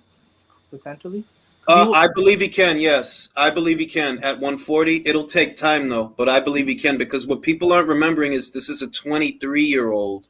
He literally doesn't have man strength yet, literally. And this is not even a good weight for him anymore. So if he goes up to 40 and he has a couple of fights, like, look, go up to 40, but don't feel pressured. Don't feel pressured to fight certain guys. You're young. You need to take your time. You let the media and these people pressure you, you're going to get knocked out. There's nothing but killers up there. They'll knock you out. They will. You don't have enough on your shots to keep Subriel Matias. You don't. You don't. And I still do want to see that Teo fight. Me too, but and maybe we get it because Teo's at 40. Teo ain't got no motherfucking title shot. They can make that fight easily. Now they can if he wins. Even Teo's if he loses, actually. Back again. Even if he loses, they can still make that fight. And yeah, the bot is back again. Fucking bot, man. No, I don't want to fuck. Fuck, bro. Watching a boxing match. I don't want to get naked and fuck. I'm watching a boxing match. Jesus. Come fuck. Has George won a round yet? Hit me up after the boxing. He does not. He does not win a round. But according to I gave George Kambosos the second round. Okay. Look, Leo is the gospel. He says the second round is the second round. Country got me. His chin is out for a pull counter. Country deciphered the message of peace. Candle Jack says George can't touch in boxing. Oh, nice uppercut. Oh, wait. Fuck. Look, I'm 45 minutes behind. Did I miss that? Ooh, that was a nice. Thanks. Nice fucking. But you know this guy can't punch. Yeah. I wish he could, man. He would We get talking about Pillow Fest? You fucking guys are awful. Because Devin Haney's everything right with boxing, man. Honestly, he is. He's even got the lines up in his.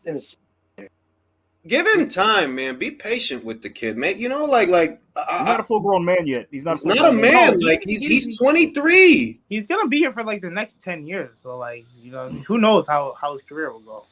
Yeah, like you gotta give at 23 years old, you're not as strong as you're gonna be. You're not. It's after 25. They'll hate him now, but in a few years, they hated Canelo at one point, I think. Oh, actually, no, they always liked Canelo. Never mind. Good shit, Devin. Good shit. Control him with that jab. Now bring out the 1-2-1. That's right. Good shit. Good shit, Devin. Ooh. Is his eye cut a little bit? Bro, he's snapping his head back with that jab. His nose bleeding slightly. You know that jostling of the brain, you know that tenderizes you. You know that, right? Once your head starts snapping back, your brain starts moving in your fucking skull. It's like whiplash. It's exactly. Oh no, he's not cut. It's just the lighting. It's a good fade though. George has a good barber. Yeah. Good fade. I'm not big on all that tattoo bullshit, but he's got a good barber. Gervonta's tattoos are so horrible, bro. No, they're not worse than Ryan's. They're not worse than Conor Ben's. Like, what is the fucking point in draping your entire body in tattoos? Like, what is the point, fam? Are you trying to scare children? Or like what? Like treating your body like the side of a notebook in high school. Like, bro, it's your fucking body, bro. George's face is reddening up real nice. You know those desks that people would write inside the desk at high school? Oh yeah, man. I used to do that. I used to draw titties and shit like that on the desk for whoever came in after me. That's exactly what these body tattoos remind me of. This shit is ridiculous. They get whatever put on just because that's. I'm proud to say I didn't get shit. Why? Because as soon as I seen mad motherfuckers getting them shits, I was like, yeah, I don't want one of them shits now because all y'all motherfuckers got them. Like, fuck that. I don't want them shits. I'm going to get a tattoo that says I didn't want a tattoo. I'm just going to get one just symbolizing my weight loss journey. Other than that, I'm good. And maybe some for my mom. I'm just not big on the whole, I'm going to just get whatever. You know what I mean? It's like, bro, you only doing that shit because that's the style right now. You need to get a tattoo of what it says on your coffee cup, man. Oh no! I'm gonna give me a Alicia Baumgartner tattoo after. I'm gonna get a Devin Haney tattoo on my forehead. Round Right here. 6. That's my wife right there, man. I don't We're give at a the fuck. halfway point. I'm gonna try to see if I could get her on here to do a Q&A before the fight. We don't have an official fight date yet, though. Can you please ask her to get like for a number for me? Like I don't know. Well, no, I can't do that because Oh. then because Wait, That's Jules, fucked up, could you ask Jules. Alicia if she you know likes what my you could songs? do. You know what you could do. This is what you can do. If I get her on for a Q&A, you can send in a super chat where you ask for her number, and then I can ask that because then it's not on me, it's on you. I will do that. Yeah, Haney is winning this fight, man. He's winning this fight, man. He's breaking George down. Oh, that was nice. He's breaking George down. George is getting frustrated. Yeah. It's still round 6. I ain't gonna say No, shit. hey, you ain't. I mean, shit. You ain't tell me shit. I know it's plenty of time for some freak shit to happen. I know that. And George is not gonna Devin is winning clearly to me. And George ain't gonna quit neither. He's not You're gonna have to fight him. He's not gonna quit. He's not Linares. But he's marked up. He's getting marked up. He's getting marked up. Looking nice and red. Nice and red. You fucking him up.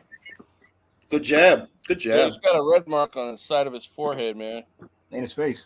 Below his Good black fade, though. eyes. Good fade. Devin's got a good haircut situation. It's not a fade, but it's nice. It's prim and neat. Very neat. I like the shape that the barber cut the hair in. It's very nice.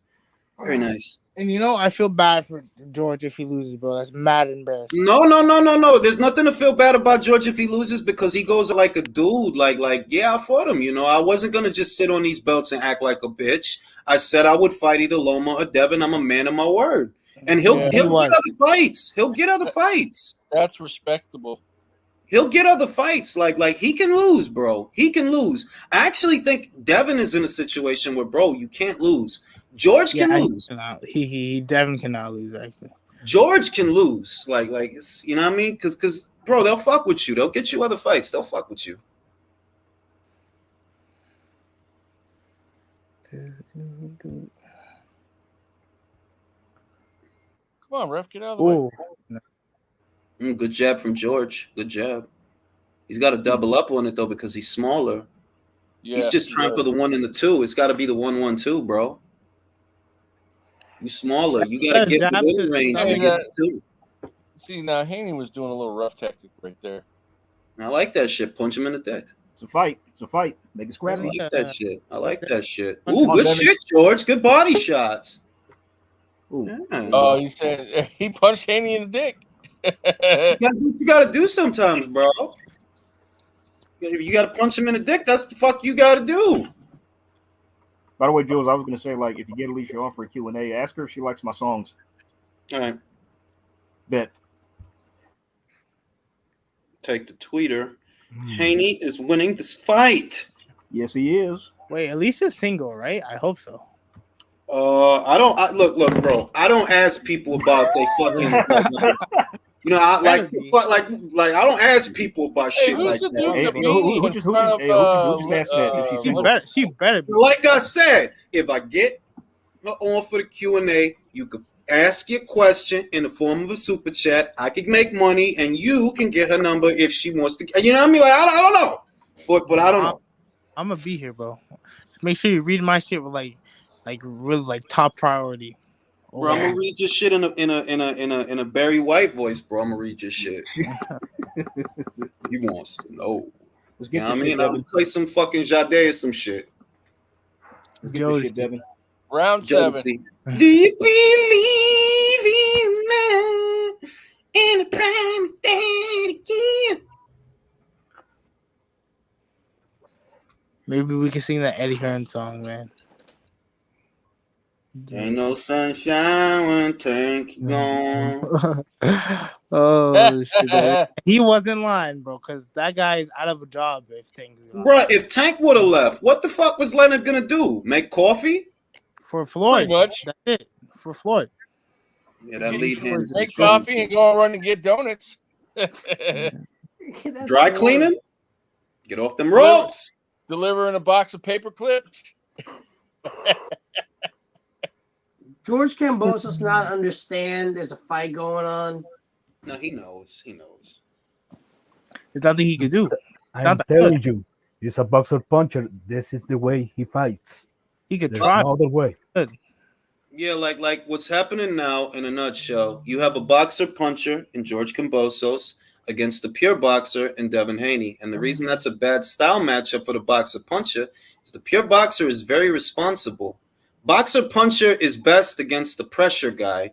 Teofimo tried to pressure George. See what happened to Teofimo. He's not characteristically a pressure fighter, Teofimo, but he wanted to go home early, so he applied pressure. It backfired.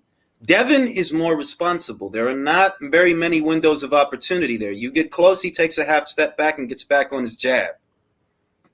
And as long as he's doing that, it's going to be a very frustrating night. Devin needs to adapt his body more, bro. He's not doing that enough. Just the head.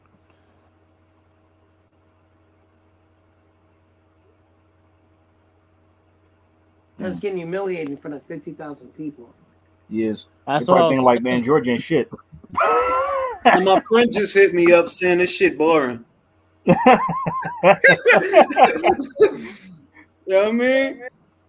It kind of is. It low-key is. No. Look. He's not gonna win no fans doing this. Wait. Being real, I'm cool with that. Long as he wins, I'm cool with Yeah, that. same me. I'm not tripping. Cool with It is that. what it Like is. I You know don't what give mean? a shit because I want Yeah, Alexis to be wrong, so I could. Because I'm gonna talk so much shit.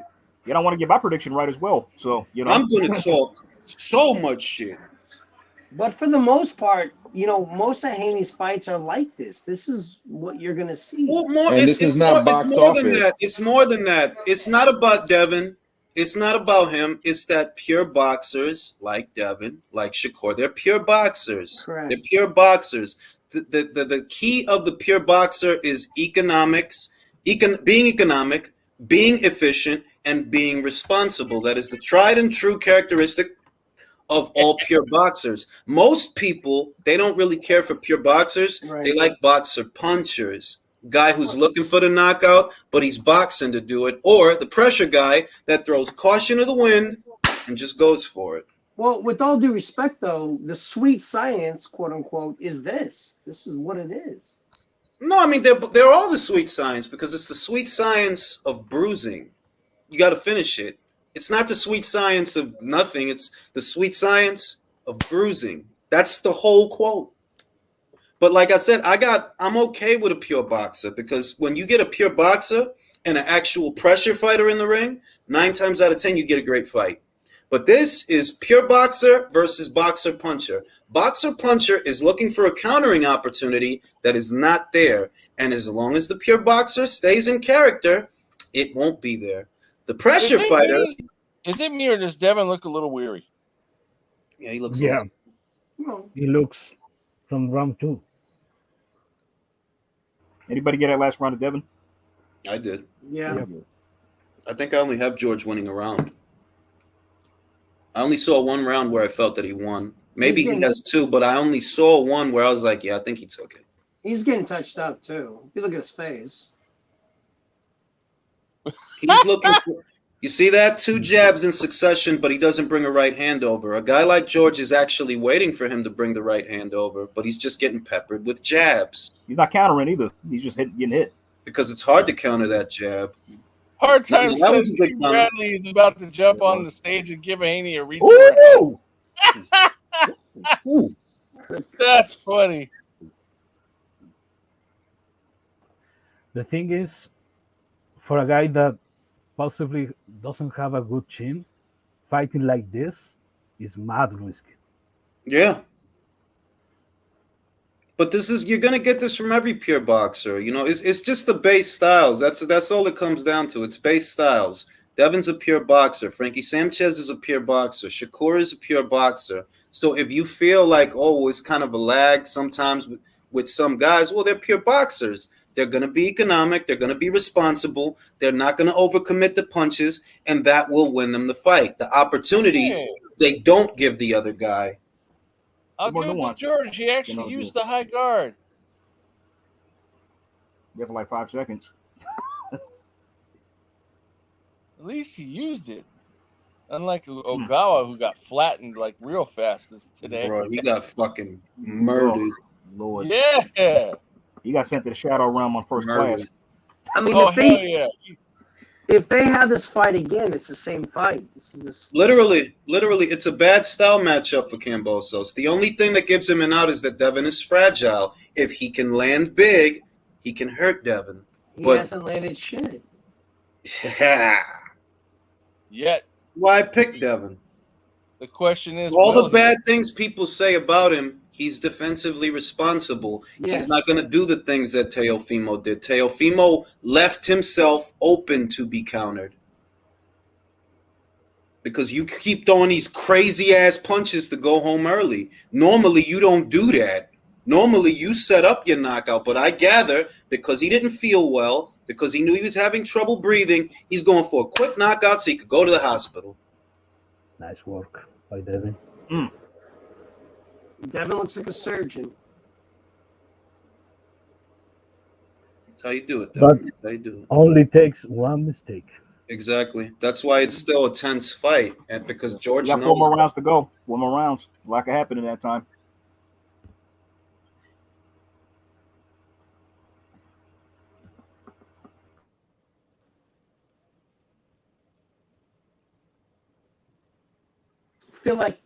I feel like George is getting frustrated. George been frustrated, man. He's been a lot of pressure, man, but getting schooled. Crikey. A lot of people there fighting sleep. I hope if he loses, he takes it like a man. I mean, George is a stand-up guy. You know that about him because he's having this fight. He didn't need this fight. He didn't. Right. He literally didn't. He could have fought a mandatory, like, yo, give me whoever's ranked at number one. Yeah, he could. Because that's what Triple G did. But he did it for a reason. He knew that Zeremata would be the mandatory, so he petitioned the IBF, like, look, I know he's going to be the mandatory. Can I fight him now to keep my schedule clear? He did that because he knew he would fight Murata. And you can do that. Like, is he going to be the mandatory? Let me petition the sanctioning body. If they'll qualify it, that keeps my schedule clear for the next 12 months or so. And then I can, have whatever fight I'm looking to have. So you can do that. Evo Dave says, summon the koalas, George. Oh, he nailed Kambosos on that one. Nice one, too. I just saw Kambosos nail him with a fucking right. Yeah, he just did. Oh. Ooh, good right hand, Devin. Good right hand. Good right hand. Good right hand. Touch him on that chin.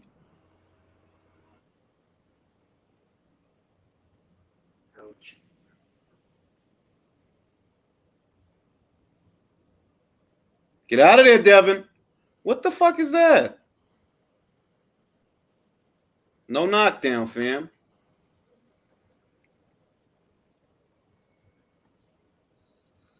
That's frustration. That's frustration. Either he tripped or he pushed him down. One of the two. That's frustration, though. That's what that is. He's been getting touched by that jab all night. He feels he's down. He feels he's down.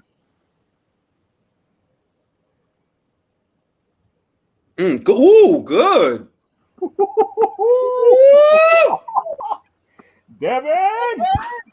See, now this is where I'll have the issue. When Shakur was fighting Oscar, there was moments towards the end, the last 3 rounds, he could have finished it. You could see that here with Devin and George. If he just let it go, he could finish him. You got him with that right hand again. This is starting to get a little interesting.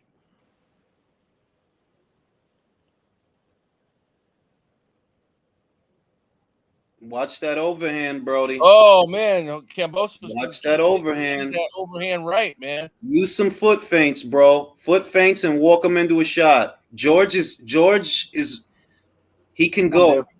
He can go. He can I see that he can go. George can go. His equilibrium, like the jabs and constantly getting his head snapped back.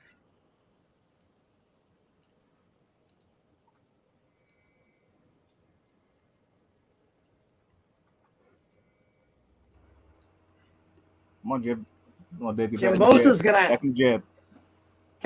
have to sell out at some point if he has any chance on this fight. What Kambosos is doing wrong, honest to God, and it's so simple. He's not doubling up on the jab. It's that Yeah. easy. He should He have was been doing doing that that in from the the Teofimo jump. fight. He was doing that in the fight with Teofimo. He was doubling up on his If you're trying to get close, if you're trying to get close to the guy and he's a longer guy, you got to double up on that jab so that you can get close to him Get first. in. Bring over that right. One jab ain't 1-2 ain't gonna be enough. He's taller than you are. Double jab shit. If you got to triple up the jab, triple up the jab. Okay, if I am not mistaken, what I'm seeing here is Devin Haney is winning the undisputed lightweight title of the world Yeah. with one hand. Yes. Look. My prediction was the jab and the half step back. Fuck. Gonna be the difference. Who'd y'all say won that last round? Devin. Yeah. I'm just glad Devin landed a lot. A lot of people don't want to give him credit for how many jabs he's landing, but he's literally winning the fight with a jab. Yeah. I'll say this. I'm just glad I Devin picked Haney against for coming to Alexis. Australia, man. And if He's he winning wins, the fight literally. Yeah. The jab is the star of the show. That's what's winning him the fight. It's the jab. That's Jules, the if punch he had- he's landing more than any other punch. Yeah. If he had committed even more to the body, George would have been out of here already. Don't take chances. This guy's looking for a home run punch. That's all he's got left, I think. If you want to take chances, do it in the 12th. If you want to take chances. Defense wins championships.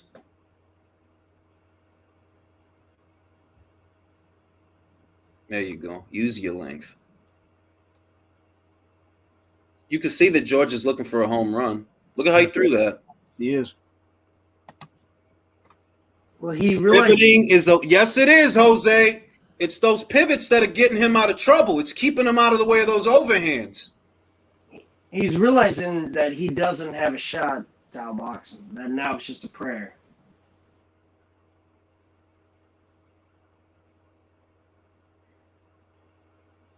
Big Hova. Good left will rule the world. Matt, it is Big Hova. And that's what I said. The jab and a half step back. That's how he can control George. Jab him. If you see he gets on that front foot, he tries to come forward, half step back. He's out of range again. What George has to do, which he really doesn't have, either you double or triple up on the jab or you slip and slide your way in behind a high guard. And he doesn't fight like that he doesn't do that. That's not him. Like, I don't expect him to become a completely different fighter overnight, but that's what he would have to do. Bro, why are you holding on to his hand, bro? Why? What the hell? Come on, ref. Frustration, man. He's desperate. He knows the fight's gotten away from him. He's going to have to sell out either in the next round or the 12th. It's his only chance. Yeah. And the problem with selling out is he could get caught and get knocked out. Good right hand from Devin. Caught him on the top of the head. But, Devin is just not a big puncher, man. Well, I give Haney his respect and his props, man. He's winning this fight. Yeah. Oh, nice hook.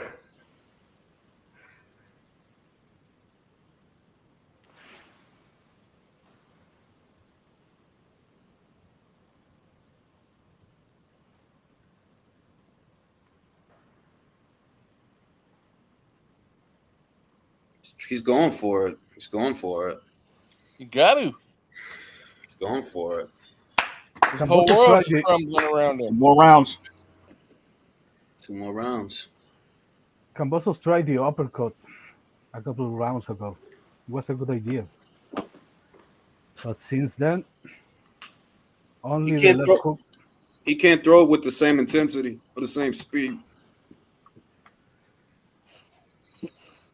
Before it would have been earlier in the fight, it would have been a good idea. Now he's a bit tired.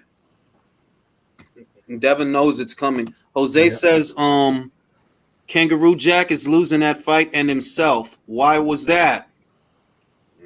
It's the fucking jab, manín. El jab. Styles, brother. Eso fue lo que yo dije, que the jab and the half step back, that's going to determine the fight. Devin's long enough that he can touch him with the jab from the outside. If George takes a step forward, take a half step back, he's out of range. Can't land nothing. And that's the story of the fight. When he tries to follow up on the punches, Devin pivots and rides the punch or gets under the punch. It's the story of the fight. See, I think Devin Haney's going to have a lot more problems at 140 than at 135, man. Sure. Definitely. But when he gets up there, the question is he going to shoot for titles? I don't think so. Those slots are filled. All those slots are filled. Jose Zapata's WBC mandatory. Jose Ramirez and Liam Pato might end up fighting for WBO mandatory. WBA already spoken for. Alberto Puello, Ismael Barrosos. When he gets who has the same skill level he does, but more of a punch, he'll be in trouble.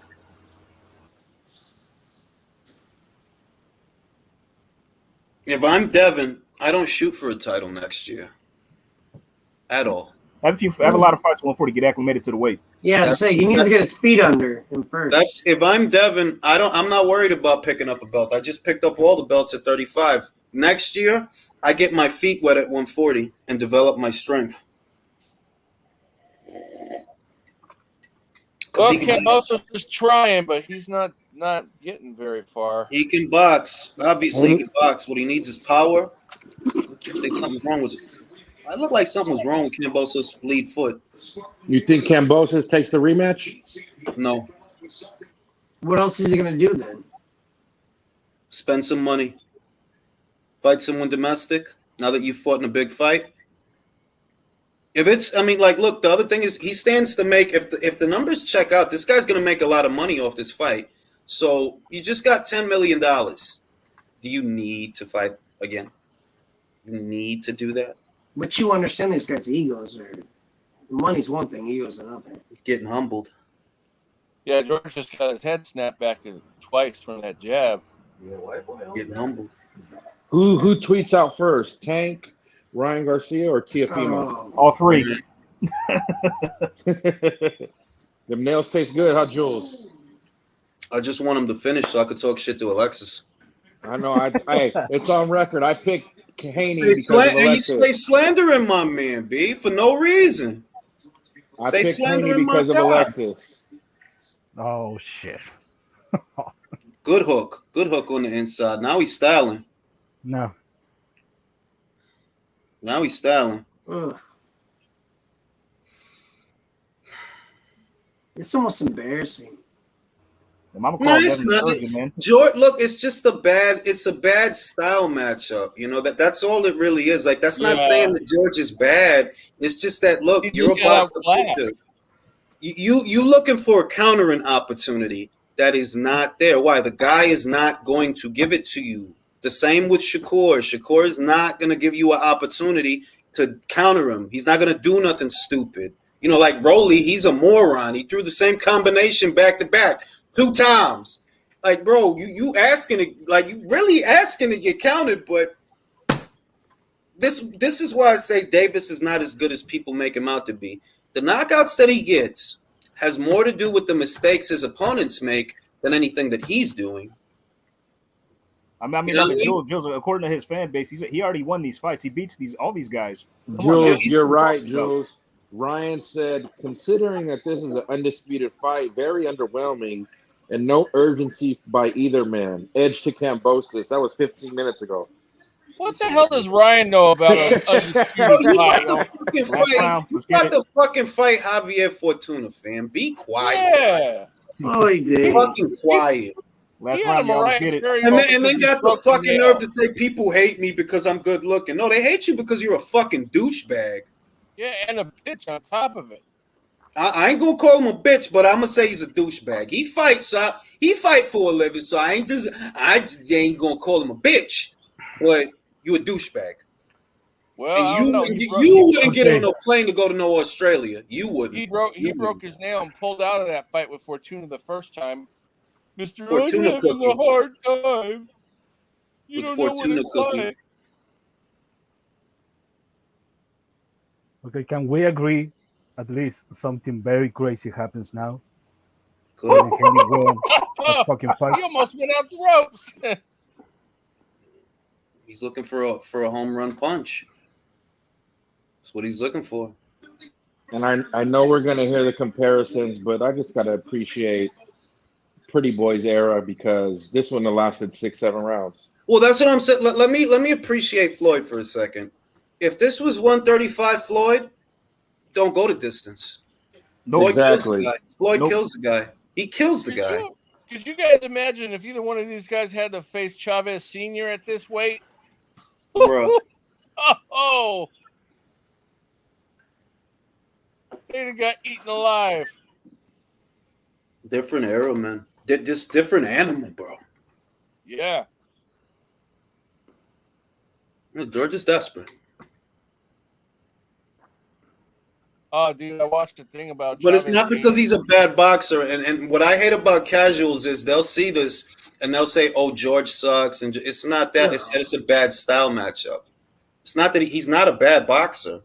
He's really not. Neither of them are. But pure boxer has a stylistic advantage over boxer puncher, and his Achilles heel is the pressure guy. But there's a lot of guys that look bad against Devin Haney, so it's not anything that. A lot of them are boxer punchers, bro. Yeah. Linares is a boxer puncher. Diaz is like on the bright side of George doesn't get the nod. This fight was the beginning of his 15th minute of fame. Yeah. Yeah. He'll be all right, man. He just won $10 million fucking dollars, bro. No, he won $10 million plus 70% of pay-per-view in Australia. So he's gonna marry his wife after this, and you know what they're gonna do again. Bro, like I said, if I'm George, when I get home, I'm gonna bust the holiest of nuts. Like kids might come out of I knew that was coming. But what I told y'all last year, if I'm Caleb, what I do, I go home.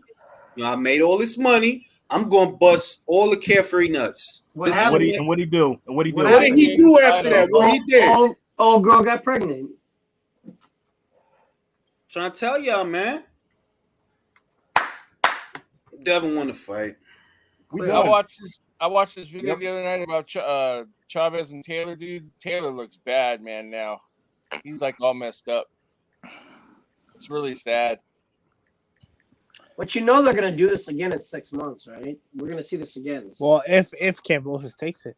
Why wouldn't he? I don't think I'm telling you, I don't think he does. Well, I mean, what's the incentive for him to take it? You know, I mean, $5 million. That's an incentive. There's nothing he could do to mess with Haney, bro.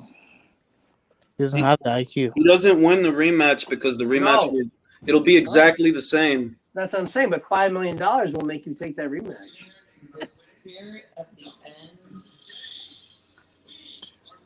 David Tank just told Ryan to shut the fuck up, like all of us. Thank you. Thank you, Tank. Doesn't Tank have another C-class fighter to fight, though, for real? They're giving him too much credit. Jules, what is up with these dudes at 35? They just talk too much. Who? Dudes at 35. Bro, the reason Ryan hating on him is because he knows this, in all likelihood, he'll never be an undisputed champion at any way. He might not be a world champion. He's not built. Can I say this? Can I say this? It's time for some quality hate. Ryan not built for that shit. Devin is. For all motherfuckers could say he boring, motherfucker, all that shit. This is why I stood by this kid. He never did nothing wrong. He never did nothing wrong. When Javante didn't want Loma, who became his mandatory? Yep. I'm not saying Loma ducked him. I'm just saying that when Javante was running from Loma, who was running towards Loma? Would he have won? No, I don't think he would have won. But that don't change that he was running to the danger. They announced the winner yet? But they always say the proof is in the pudding. You know why that is? Not yet. Hey, Jules. So Devin finishes his 3-fight top rank deal. Does he go back with Eddie? Maybe. Yeah. Bob got more money than people realize. And Bob knows, let me talk. Bob knows the fight to make in America now, fuck a Javante Davis and fuck a Ryan Garcia. Teofimo, he's Devin Haney. No, if that's if Loma comes back. We remember what we talked about? I think he comes back. But Jules, like to drive the point home, is like Devin just did something that Ryan would never do. Well, my thing is this: you gotta, if you want fighters to do this more often, you need to give them their credit. And Devin just did something that Javante won't do, that Ryan won't do, that a lot of guys won't do. So, how he performed to me is besides the point. He is everything that is right with boxing. Period. Period. Bro, I just fell asleep from after round 6. I fell asleep until now. I don't know if y'all noticed. Loma came back. He's undisputed, bro. You should have seen it. Yeah, man. Yeah, you missed it. Should have seen it. Who you see standing right there next to Devin, bro? Just tell me. That's right. That's right. Well, I'm trying to talk to y'all. But like after the fight, I knew you had it in you, Dev. Devin Haney, meet Teofimo. See, this is the thing. Teofimo's not close to a title shot right now. That's not the fight. The fight, I believe, Lopez, Haney, pay-per-view, maybe, I don't know. We'll see. We'll see. We'll see. Devine Haney. Devine. My man. I knew. You know what I mean? Devin the Blue Dream Haney. Sorry for doubting you, Devin. My fault. They're announcing it right now. Come on. Oh shit! I want to hear the scorecards actually. Yo! Lower the volume. I don't want to get in trouble. I'm muting. Let me mute mine. Oh.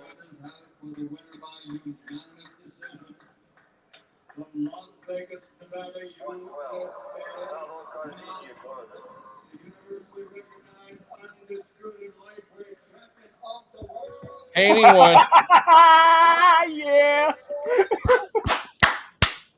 Woo! Fuck that kid, man. Oh yes. Proud of that kid, man. I knew he could do it. Look at Mauricio. Can't wait to get in there. Can't wait to get in there, Jules. Oh. Woo! Throw that franchise belt away. Proud of that fucking kid, man. Oh man. Getting all that hate for no fucking reason. Oh, they talking trash to each other. Put some respect on Devin Haney's name, y'all. Put some respect on that man's name. They talking trash to each other right now. Oh shit, y'all, it's going down. We got a scuffle. Hold on. Bill Haney's talking shit. His dad's talking a lot of shit. Oh, come on, y'all. Relax, man. Yeah, Bill Haney and the other dudes, they're talking hell mad shit right now. It's all right, man. It's all right. Look, I understand, but all I'm saying is I was fucking right, and whoever didn't pick Devin was wrong, and that's all I'm saying.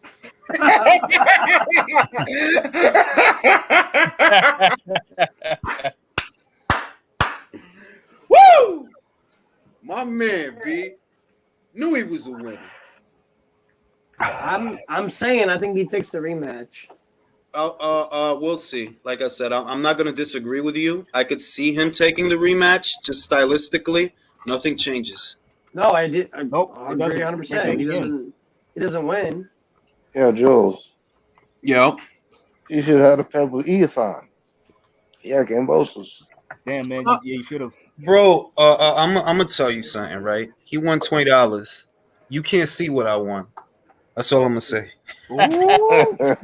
I'm just. It's all right, bro. Like it's cool. It's cool. I know Esau gonna have to watch Gennady get slid under that ring, and that's all I need. That's all I need. Okay. Esau, you there? You still my man, Esau. I still fuck with you hard, bro. But you gotta watch Gennady get slid under that ring, bro. There's no way he takes a rematch. There's no way, right? The reason I don't think he takes the rematch is because he just made a lot of fucking money, bro. He doesn't need to fight right now. He wants those belts back. Bro, I would. Do you know how many times I would nut in my joint if I just won $10 million, bro? Man, I'd be on the beach if I won $2 million, sir. Bro, I would ejaculate so many fucking times. Fucking army in there, bro. I agree 100%. I'm just saying it's the egos. Fucking ego, man.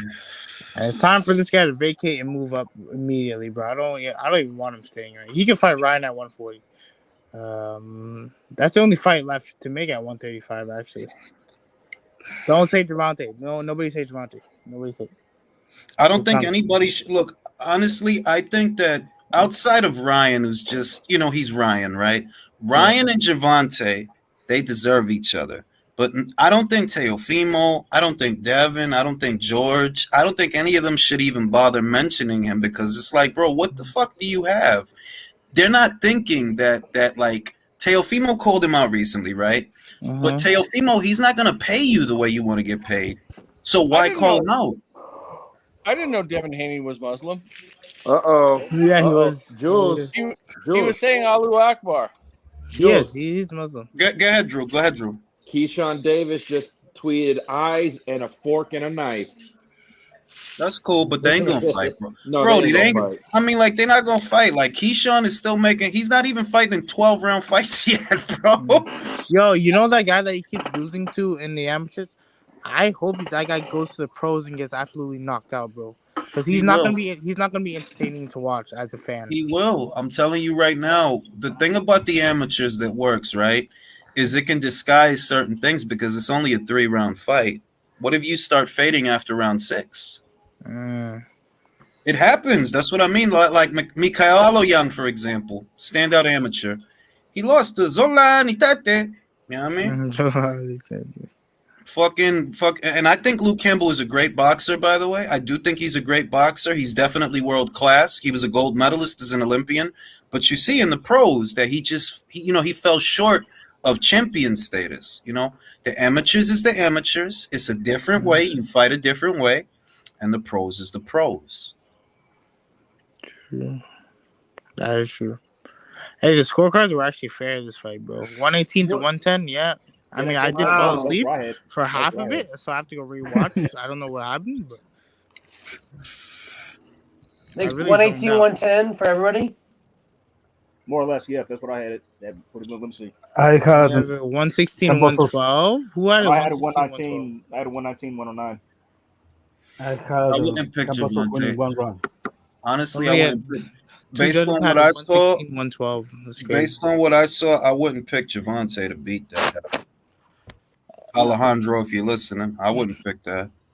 Because the only reason Devin's getting these knockouts is because of mistakes the other guy makes.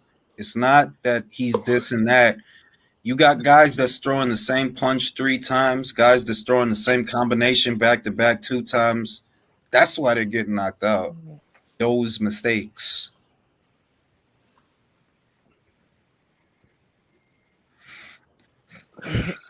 And I picked Shakur to play. I stand by my original prediction. He's just gonna humiliate. He's gonna. If they fight, he will play with Gervonta Davis like a toy. That's a mismatch. That's a mismatch. Easily, bro.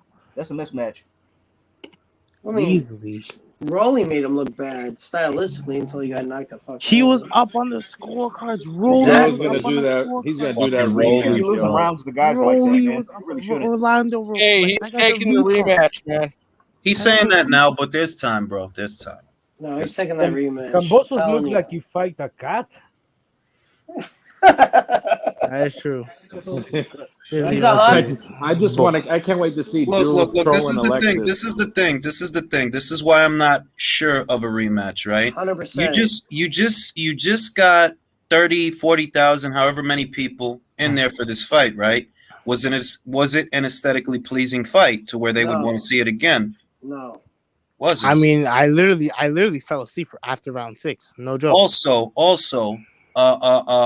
their fighter lost, right? The home fighter. You think you want to get 30, 40? You think 30, 40,000 people want to see the home fighter lose again? No. But So is there money in it? No.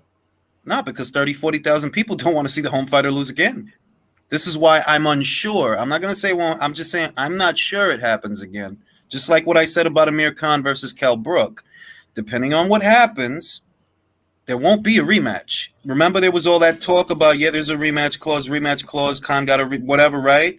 I'm like, well, depending on how the first fight goes, there may not be a second fight. You got beat up so bad, people don't want to see you fight again. They both retired.